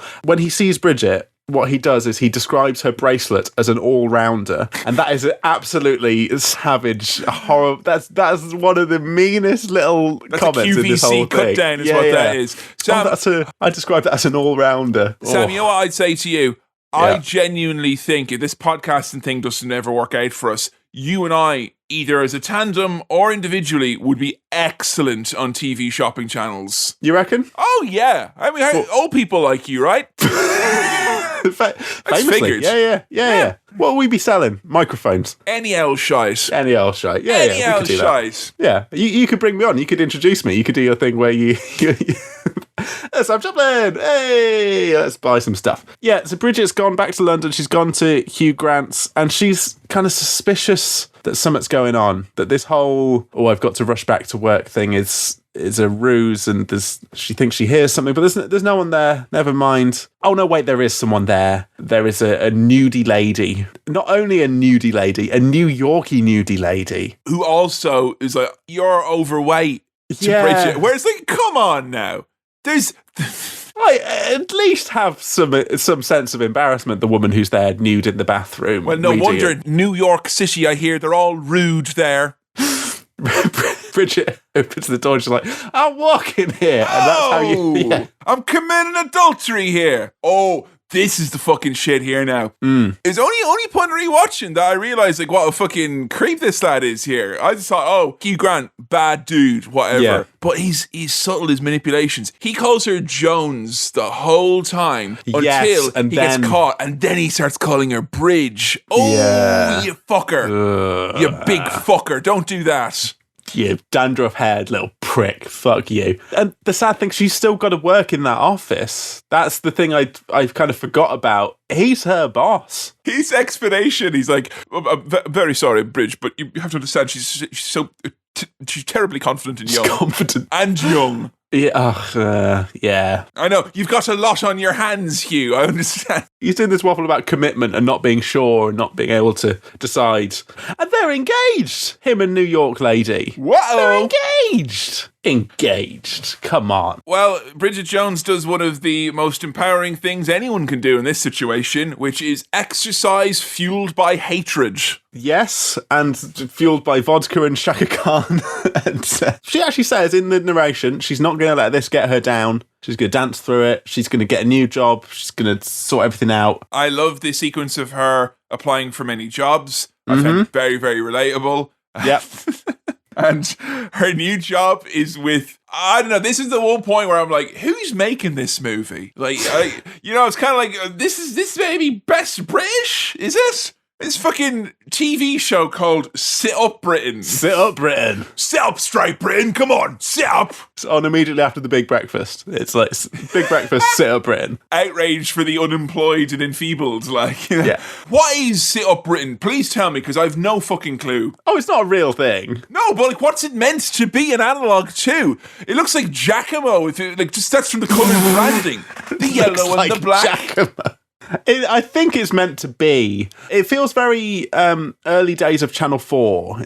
I think it's supposed to be like the 90s Channel 4, where it's like, we're going to do that daytime TV stuff, but we're going to put a spin on it, sideways. That kind of blustery British. Johnny Vaughan, you're basically saying. It's Johnny Vaughan, the telly Johnny show. Vaughan, that's all right. Yeah. And I mean, the character of the boss of the telly programme is basically kind of Johnny Vaughan.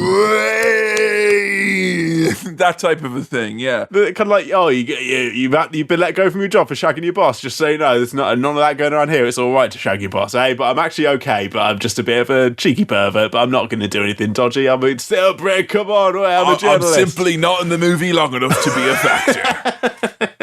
It's all set as well, all this whole sequence to Aretha Franklin. Great soundtrack in this movie. ENGLND, find out what it means to me. ENGLND, find out what it means to me.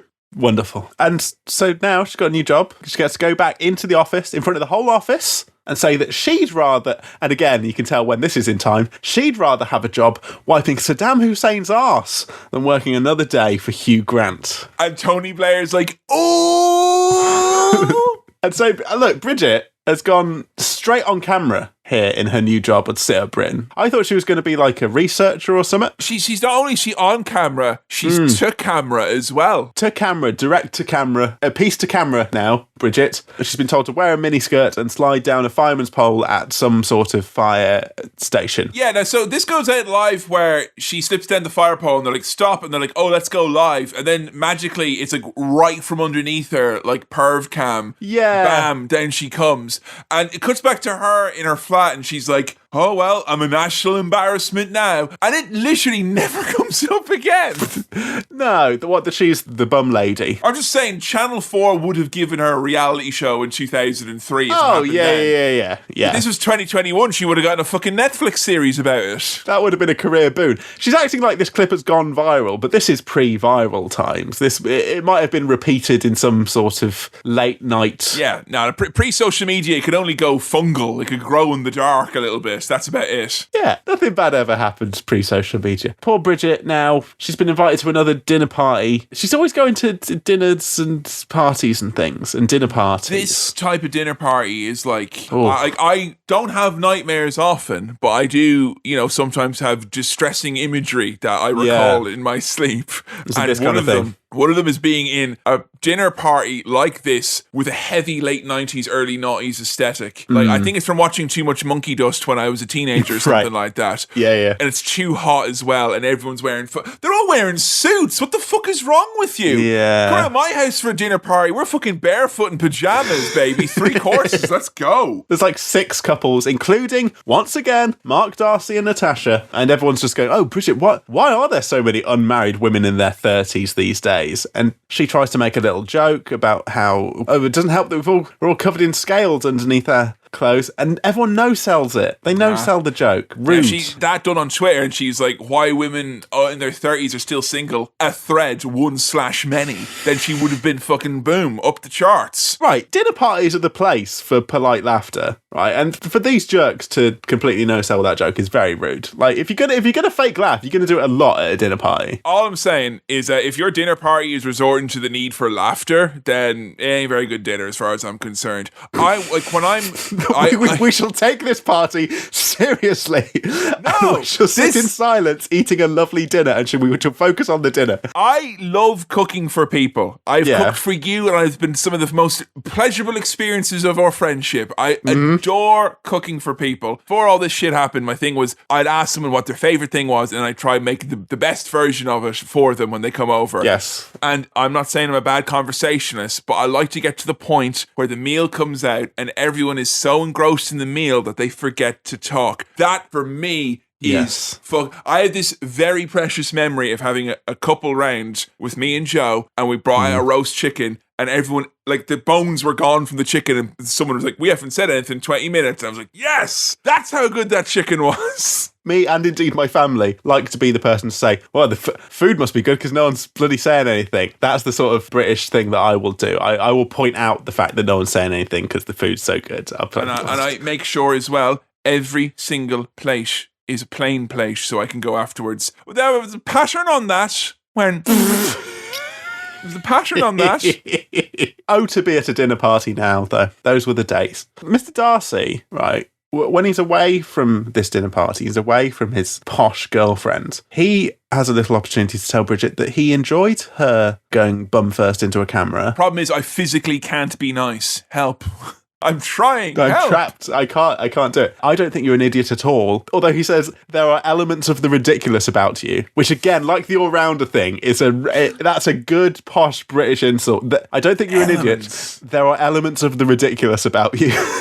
Very good. But he says that he likes her very much. Ooh. And she's like, oh, well, yeah, you only like me if I didn't smoke or talk or do it. He's like, no, I like you very much just as you are. Just as she is. I have this on good authority that here, despite appearances, this is very charming. Mm-hmm. So, there you go. Just be a fucking standoffish prick, But Natasha comes down and sort of snaps at him to come back upstairs like he's a little dog. And yuck, I don't like that. I think that's set up to be like, oh, that relationship is bad. So we won't feel bad when that couple breaks up. The bit where she's No, like... because she was like reading Mark, legal documents on a come boat, back. so she doesn't deserve love. Duh. What if she had love? She'd probably file an injunction against us or something like that. Yeah. Your Honor. Now, Bridget, after her fire pole bum debacle, has been sent to do some proper reporting on a dramatic extradition case here. But it turns out, who's the bloody human rights lawyer here? It's bloody Mr. Darcy. Yes, and he's told his clients not to give any interviews, but he helps Bridget Jones out by going against that and giving her an exclusive scoop. And imagine when he went over to the people who are like, involved in this, traumatizing extradition case, and he's like, you never earlier I said no interviews. I want to do an affair. So, I fancy this lady. So yeah, yes, I am. I am in a relationship, but I would like to also go out with this lady, please. We're not saying Keir Starmer done that, all right? We're not saying that. No. But Bridget Jones, her Bridget Jonesy shtick here, her kind of Channel 4. Did you fancy this bloke? Straight away. And what does Johnny think back in the big breakfast house about that? Then it's good that he's not been extradited, where he'll be executed immediately. That's good, isn't it? Because you'll get to shag more. Hey, Zig and Zag, what do you make of that? And her new boss is like, Bridget Jones, already a legend. So it's gone over well. She's doing well in the world of television. Oh, fuck me. This bit now, this dinner sequence. No wonder I'm all fucking gone dinner mad. Bridget Jones's dinner, this should be called, because there's constant dinnering here. So what's going into this? This is something which, like, when I read a book and then I get to a point in the book where someone reveals himself to be a complete fucking, like, I don't know if there's a word for like a Philistine, but only for food. Right, yeah. But like, I've read books which are considered to be like decent, well received. Like, this is a modern classic or whatever. Read this, good writer or whatever. And then it gets to the bit where they describe the food, and it's like, you've just literally asked someone, what's a fancy ingredient? And it's like, here is the lovely duck with raspberry and fucking rosemary. Because that's what Time Traveler's Wife. I'm looking at you're fucking salmon and rosemary bollocks. Like, what the fuck? Oh, but you were mentioning that book with such fondness, but a week ago or so. I'm going to travel back in time now and fucking start putting an end to that shit. Like, that woody flavour will overpower the oily fish. What's she making here? Making a mess is what she's doing. Leeks and orange and tuna? What the fuck? Well, she's reading this posh recipe book and trying to do the right yuppie London meal. It's for her birthday as well. Is it? Yeah, she's like, because it's my birthday, I'm going to cook a big slap-up meal for my friends. I'm like, no way. Your friends should cook for you on your birthday. She uses the wrong string. It makes her soup blue. She gets blender gunk all over her. And who's turned up again? Just in time. It's only bloody Keir Starmer. But she's covered in blender bits. But he's here to help her make a little omelette. And he comes in and he's like, it's very blue, this soup. And he's like, but it doesn't matter because there's not quite enough blue things to eat, is there? And I was going to ask you, Sam, can you think of many blue things that you would eat? Like naturally occurring blue things in this world of ours? Tango Ice Blast? No, that's not a food. We've been over this before. Well, it's a frozen nutrient. That's all this is. Blueberries? That's route one they're for kind blue of purple, stuff. though, aren't they? They're kind of purple. They can make stuff blue if you mix them with, white stuff. It's almost like non-occurring in the wild, like naturally, like edible things aren't blue. And it's not as well like, I don't want you to eat my delicious berry as a tree, so I'm going to make it blue. They don't do that either. Like usually that's stuff like red or yellow or whatever. That's meant to be kind of like... So it just doesn't happen. It does a little bit. There are some. But not much. There are some oddly blue animals you could eat, but if you're going to go eat a Sicilian, I don't want you listening to my podcast. Not much blue food, but there is blue soup here, which has been dyed from rubbish. the string. No, it's rubbish. But they have fun going, isn't this shit? We've had a shit time. Aren't we shit? There's a good way to bond. Something that's mutually shit. Just as they're having a nice, relaxing time, and her friends have come round, and they're toasting Bridget for just as she is to try and reference, we know what Mr. Darcy's been saying to you. It's all nice. Hugh Grant's here, clutching a little bottle of wine. And he goes, I thought you'd be alone. Yes, because he's the type of person who thinks that she'd be alone. It's taking an opportunity to prey on you. Yeah. Bastard. He didn't even have the courtesy of a booty call. That's just a booty appearance. What the fuck is that like? check in on Foursquare or something at least. Let me know you're coming. Come on. He describes himself as a terrible disaster with a posh voice and a bad character or something like that. And he's trying to be like, you can save me, Bridget. You can save me from myself. I'm so bad. I'm rubbish. And it nearly fucking works. She goes to nearly kiss him. Oh, don't like that. And I tell you what, it didn't rub me the wrong way quite in the same way as the whole dinner party having to eat all that terrible shit. The blue goop, yeah. Also, as well, did you see the bowl of eggs that Keir had on him there? How many fucking omelets was he making? Enough for everyone to have seconds. That's a lot of fucking eggs, is all I'm saying. Keir's got eggs. I'm currently obsessed with this Jamie Oliver video, and one of my favourite things in the world to make is toad in a hole, which is exactly what I would make if I had this group of people. And where Jamie Oliver makes toad in a hole, which is basically sausages cooked with pancake batter put over it, which is the same as Yorkshire pudding batter, and it gets all big and crispy and nice. He puts 14 eggs in his. I can't even visualise 14 eggs. Me neither. I don't know what. That's more than a baker's dozen. He basically undid everything he did for the children with that, as far as I'm concerned. Yeah. So, yeah. He's egg mad, that Jamie Oliver. He loves an egg. Look, we get what I think now this is kind of coming back to me in terms of absorbed via cultural osmosis. The fight between these two lads now. It's England. It's England. Absolutely soaking way. So I thought the thing about this fight, right, was that they were shit at fighting and they're two posh boys not being good at fighting. It's a very accurate fight. I love it. And that is part of it. But also, Mark Darcy does properly fucking punch Hugh Grant in the face. He gets a few fucking hits in, this guy. Oh, he fucking smashes him up, like. Yeah. Going into a restaurant and that. There's lots of funny fight noises. There's some good... and they're trying to, like, kick each other and shin each other. I like that they fought into a restaurant and then there was a birthday. That was very funny. I like that. Yes, and apologising to the diners as they're fighting in the restaurant. Fucking hell, that's brilliant. Singing happy birthday as that birthday happens in the restaurant. They were in an Indian restaurant, so I went straight for the pickles and the radish. Yeah, it's nice. God, that's so sharp. Not like glass, but like just the sharpness of the lime. Tart. And then they sort of have a little truce when they've smashed each other through a fucking window. But then Hugh Grant can't resist calling Darcy a wanker, and so gets a big old punch in the face for his troubles. And the big twist is that she doesn't like this. And I was like, you what? I just knocked his clock off. I thought that would be like very sexy, particularly in 2001. But Bridget, she doesn't want a fighter, she wants a lover. And we get a really creepy bit from Grant where he's like, if I can't make it with you, I can't make it with anyone.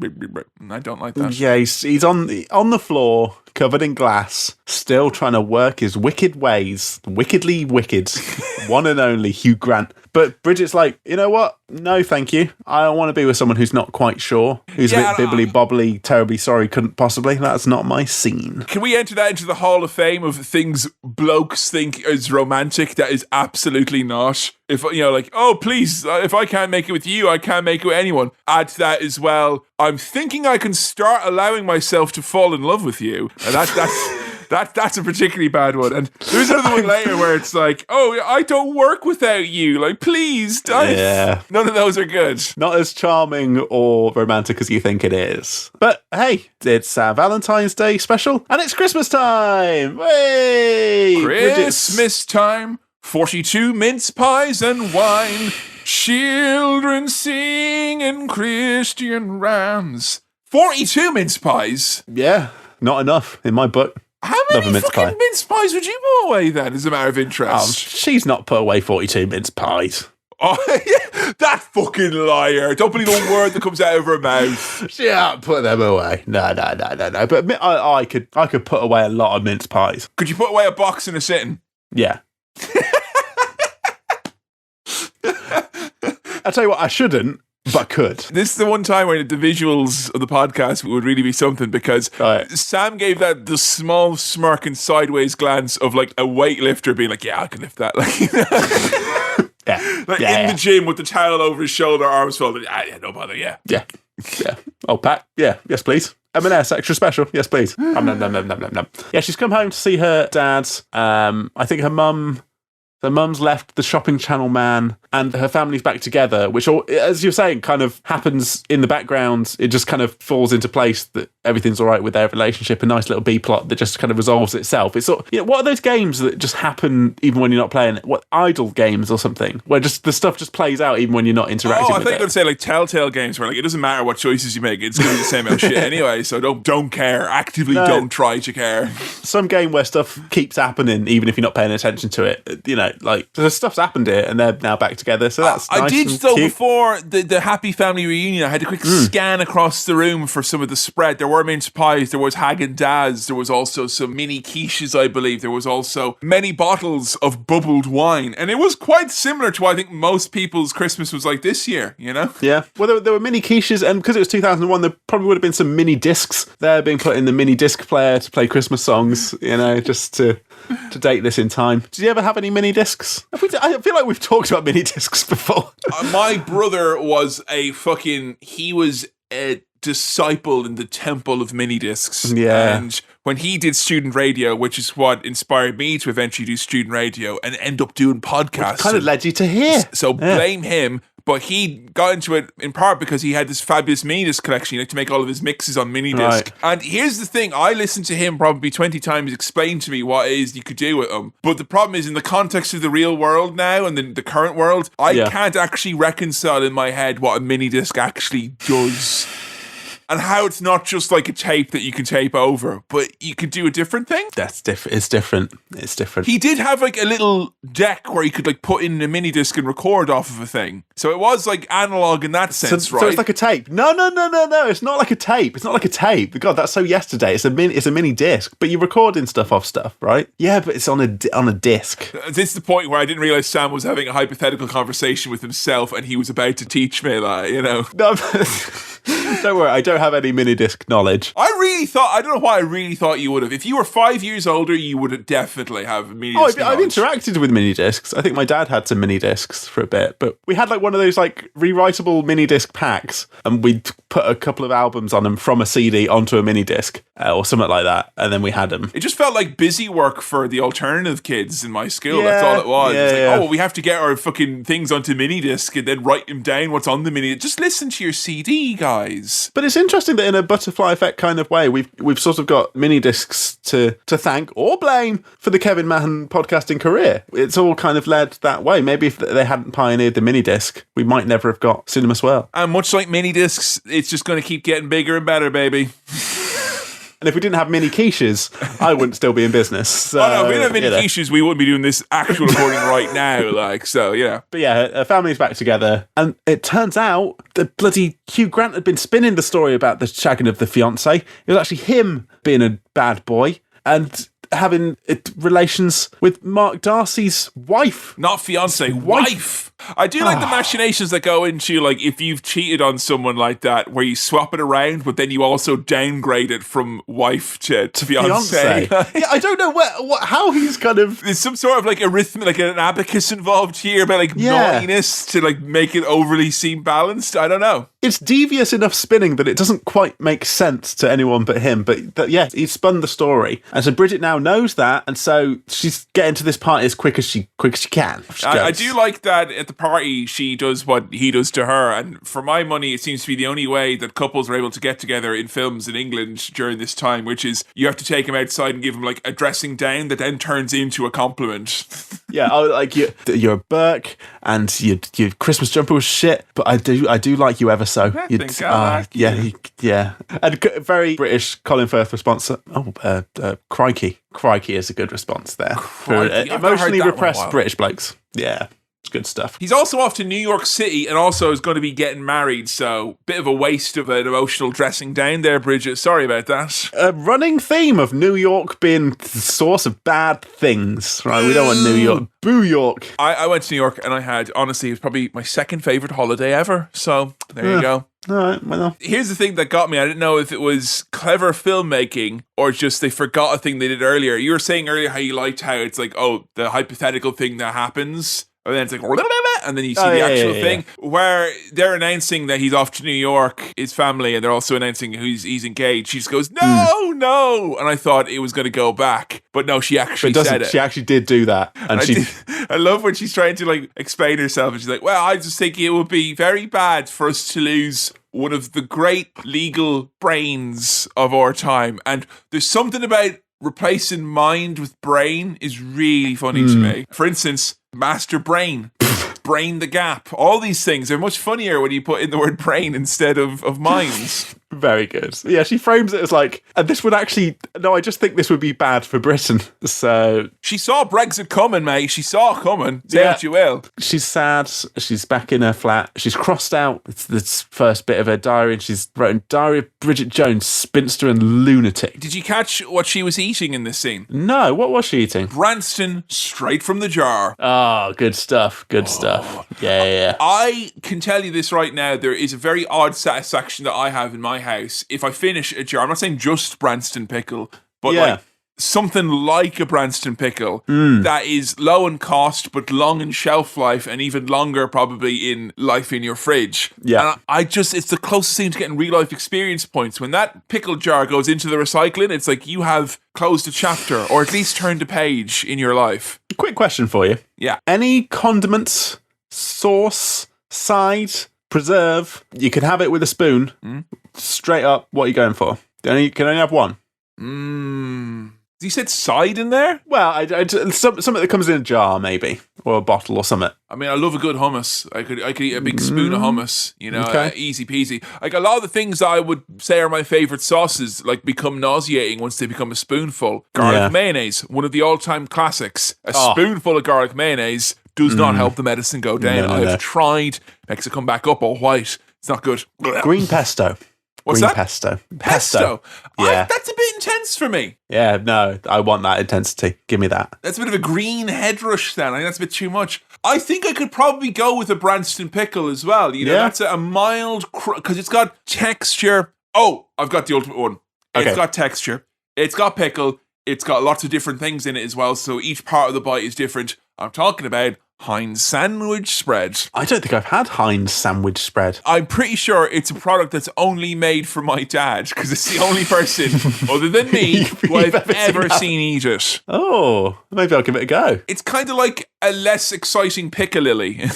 Right, okay, yeah. Also, piccalilli. Pretty much any British old-timey pickle, which, again... like a lot of other great fucking flavours over here, never made it across the pond to Ireland because we'd be like ceding power to you if we ate your spreads and pickles. But enough about pickle for now. That was a fun diversion. Because Darcy's in a pickle himself now, isn't he? Well, yes. Bridget's friends all come in to say, Bridget, we've got ever such a fantastic surprise for you. We're going to Paris with you for the weekend. Yay, because you're sad about Mark Darcy. But Mark Darcy's turned up. He's shown his little face. He's come back. I think he came back from America. It's not just he didn't go to America. He came back from America. This is very obviously a movie that was made in early 2001 for many reasons, because there's this there's this kind of casualness about airport travel. Okay, let's go to Paris. Yeah, they're like, the four of us are going to Paris, and she's like, no, I'm not going to Paris anymore. Like, well, there's only room for three of us. Like, what do you mean? Like, we're just going to walk on the plane? What do you think? Come on. Yeah, there was definitely a moment where this film wouldn't work in the same way. Oh, God. Yeah, he's saying he's forgotten to kiss Bridget goodbye. So they do a little kiss, and he's staying in the UK, and so is Bridget. She's not going to Paris, and they go up to her flat. Well, her friends are like, yeah, fuck it, we'll go to Paris anyway. They go up to the flat, and she nips into the loo to put on small knickers because she's learnt that you don't want to be wearing the big pants because that's embarrassing. I love as well when he comes back and he's like, it's the obvious end where it's like he should come back and then just kiss her or whatever. But there's this awkwardness where she's like, are you really going away? Are you coming? I just want to be sure. And that is so fucking relatable. Yeah. They're like, but, can we just confirm now? I'm all up for the kiss, but can we just, like, a few of these items here, can we just initial these and then we'll... Yeah.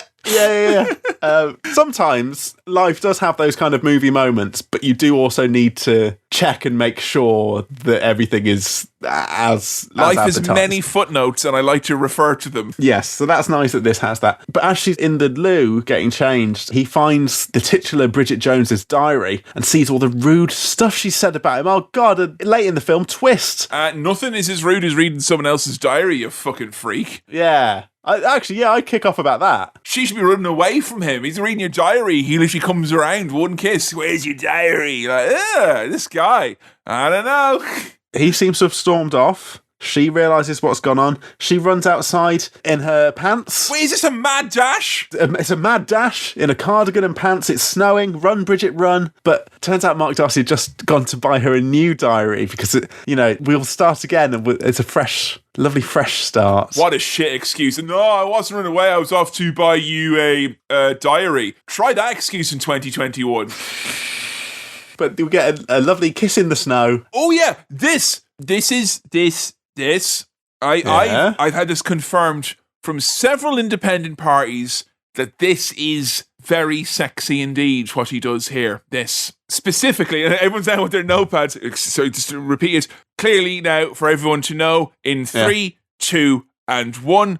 Information starting when she says nice boys don't kiss like that, and then he goes, oh yes they fucking do, and he kisses her again. That is, you heard it here first. We can confirmed to be very sexy indeed. Yes, I think it's something about the quite repressed, bunched up Englishman saying yes they fucking do in that kind of, that sexy. It doesn't come across well from me, but from Colin you're very Firth. sexy sound. No, come on now. No, but I wrote down bloody hell when that. Bloody hell. There you go. Another confirmed. Yeah. Bloody hell.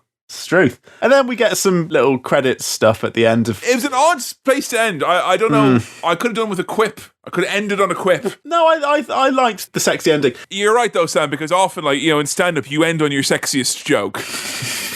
Like, you end on the most sexy thing that you're going to do on that stage. Well, I always did anyway. But there's a little credits thing of Hugh Grant's character continuing to be a dickhead, some other characters being silly, and then there's just like a bad, poor taste. Bad joke at the end. Oh, I didn't see that. What's that? Oh, I've watched this movie a couple of times now, has it? Oh, you know what? Don't worry about it. Don't worry about it. There's just a joke that is one of those, how can I say this, transphobic jokes from the wow, to 2000s. Squeeze one in. Yeah, there's one at the end. Just right at the end. And it's like, no, thank you, but okay, end of the film. We're done now. It is nothing that is unique to Bridget Jones's diary because, another thing I was thinking we would do sometimes is we'd do like a Richard Curtis swirl or something like that. And holy shit, I watched 4 Weddings not that long ago again. I was like, Jesus. I saw it in 2010. And I thought, that's about, whoa. The amount of problematic bullshit from films of that era, but kind of especially British films sometimes, you get a lot of it. Not to excuse it, but also to say it is a weird product of its time. It's a perfectly normal island. And there we go. Bridget Jones's diary. Yeah. You don't seem delighted with it, Sam. I'm not delighted with it. I'm not disappointed with it. I had a good time. There were laughs. There were romances. There were romances. There were sexy bits. Were you cheering on Bridget when she was running to her mad dashes or anything? Was it? Yeah. It did have that connection. Because that for me is, if there is a Bridget Jones feeling, it's that. It's you going, yes, go after that less terrible man. Here's what I'll say. I was invested in the main character. She's really good, Renee Zellweger, in this. She's very, very good. Very good. Especially considering she's not British. What? You know this, right? She Australian? American. How about that? And doing a pretty damn serviceable British accent there. Good job, Renee. Yeah, it's a great lead character, great performance, funny, engaging. There's some dodgy stuff going on, but, You laughed. You were invested in the characters. Yeah. Is it a case that the big issue with this was just, it's a bit old and creaky and it's coming out with some of its there's something about nasty jokes when they're in a very fluffy movie. They stink up even worse, I think, They stick out. I'm reticent to kind of go, the bad jokes, because again, not excusing things, but like... But it's not Lock, Stock we're watching. It's meant to be a light, fluffy, romantic yeah, comedy, no, which, I if you know. watch it in 2021, is almost always guaranteed to be a safe pair of hands in that respect. Because they're not going to try and be edgy, yet here they are being kind of edgy by 2021 standards. It's one of these ones where it was fluffy and it was fun and it was silly and there were some good gags, there were some questionable gags, there were laughs, there were tears. I didn't cry because just blue bloke, mate. It's not that sad, though, I don't think. It's not super sad. It's romantic. There's some mushy bits, but not like blown away by it. I can kind of see, looking at it, how it would have made an impact and how important it would have been, and I can understand why it was a cultural phenomenon and a big success. It became a cash cow, and I would say this movie is head and shoulders better than the other ones that came out afterwards, for sure. I don't think we'll be returning to Bridget Jones on this timeline, for sure, anyway, because I think, even though they're kind of big box office and all that, I kind of feel like there's less to say after having done this one, But would you ever chuck on a Bridget Jones or whatever? If you saw, there's another one on, you had a Sunday afternoon or whatever, perfect time for this type of a movie? Here's the thing, it would have to be on. That's the thing. It'd have to already be on, and I'd just pop, I'm not against it. And I think maybe a younger me, or even some of our listeners, or just a lot of people would be kind of against this kind of film. But because I'm not against it, doesn't mean that it's my sort of thing. Yeah. And I think there is still that thing where I'm watching this, I'm thinking, it's not really for me, and that's okay. It was all right. I had a good time. I had a good enough time. I enjoyed it, but it just wasn't. And I don't even know if it is, for me. Not to say that it's for anyone, but all right. Oh yeah, all right. How does that translate into a star wipe rating then, Sam? All right, Bridget Jones's Diary. You know what? Bridget Jones's Diary, I'm giving that 3 solid star wipes. You heard it here first. Oh, thanks for listening to another episode of Cinema Swirl. This episode was produced by Kevin, edited by me, Sam, and I also did the music. If you want to support the show, then patreon.com/Cinema Swirl is the way to go. If you want to follow us on the socials, we're at Cinema Swirl on Twitter and facebook.com/Cinema Swirl on Facebook, which is where our votes for episodes take place. If you've got questions, queries, comments, or anything else for the mailbag, then send it on over to cinemaswirl@gmail.com. That's cinemaswirl@gmail.com. Please do keep recommending the show to your friends if you think they'll like it, or even if you don't think they'll like it, just recommend it anyway. All right, we'll see you next time. Cheers. Bye.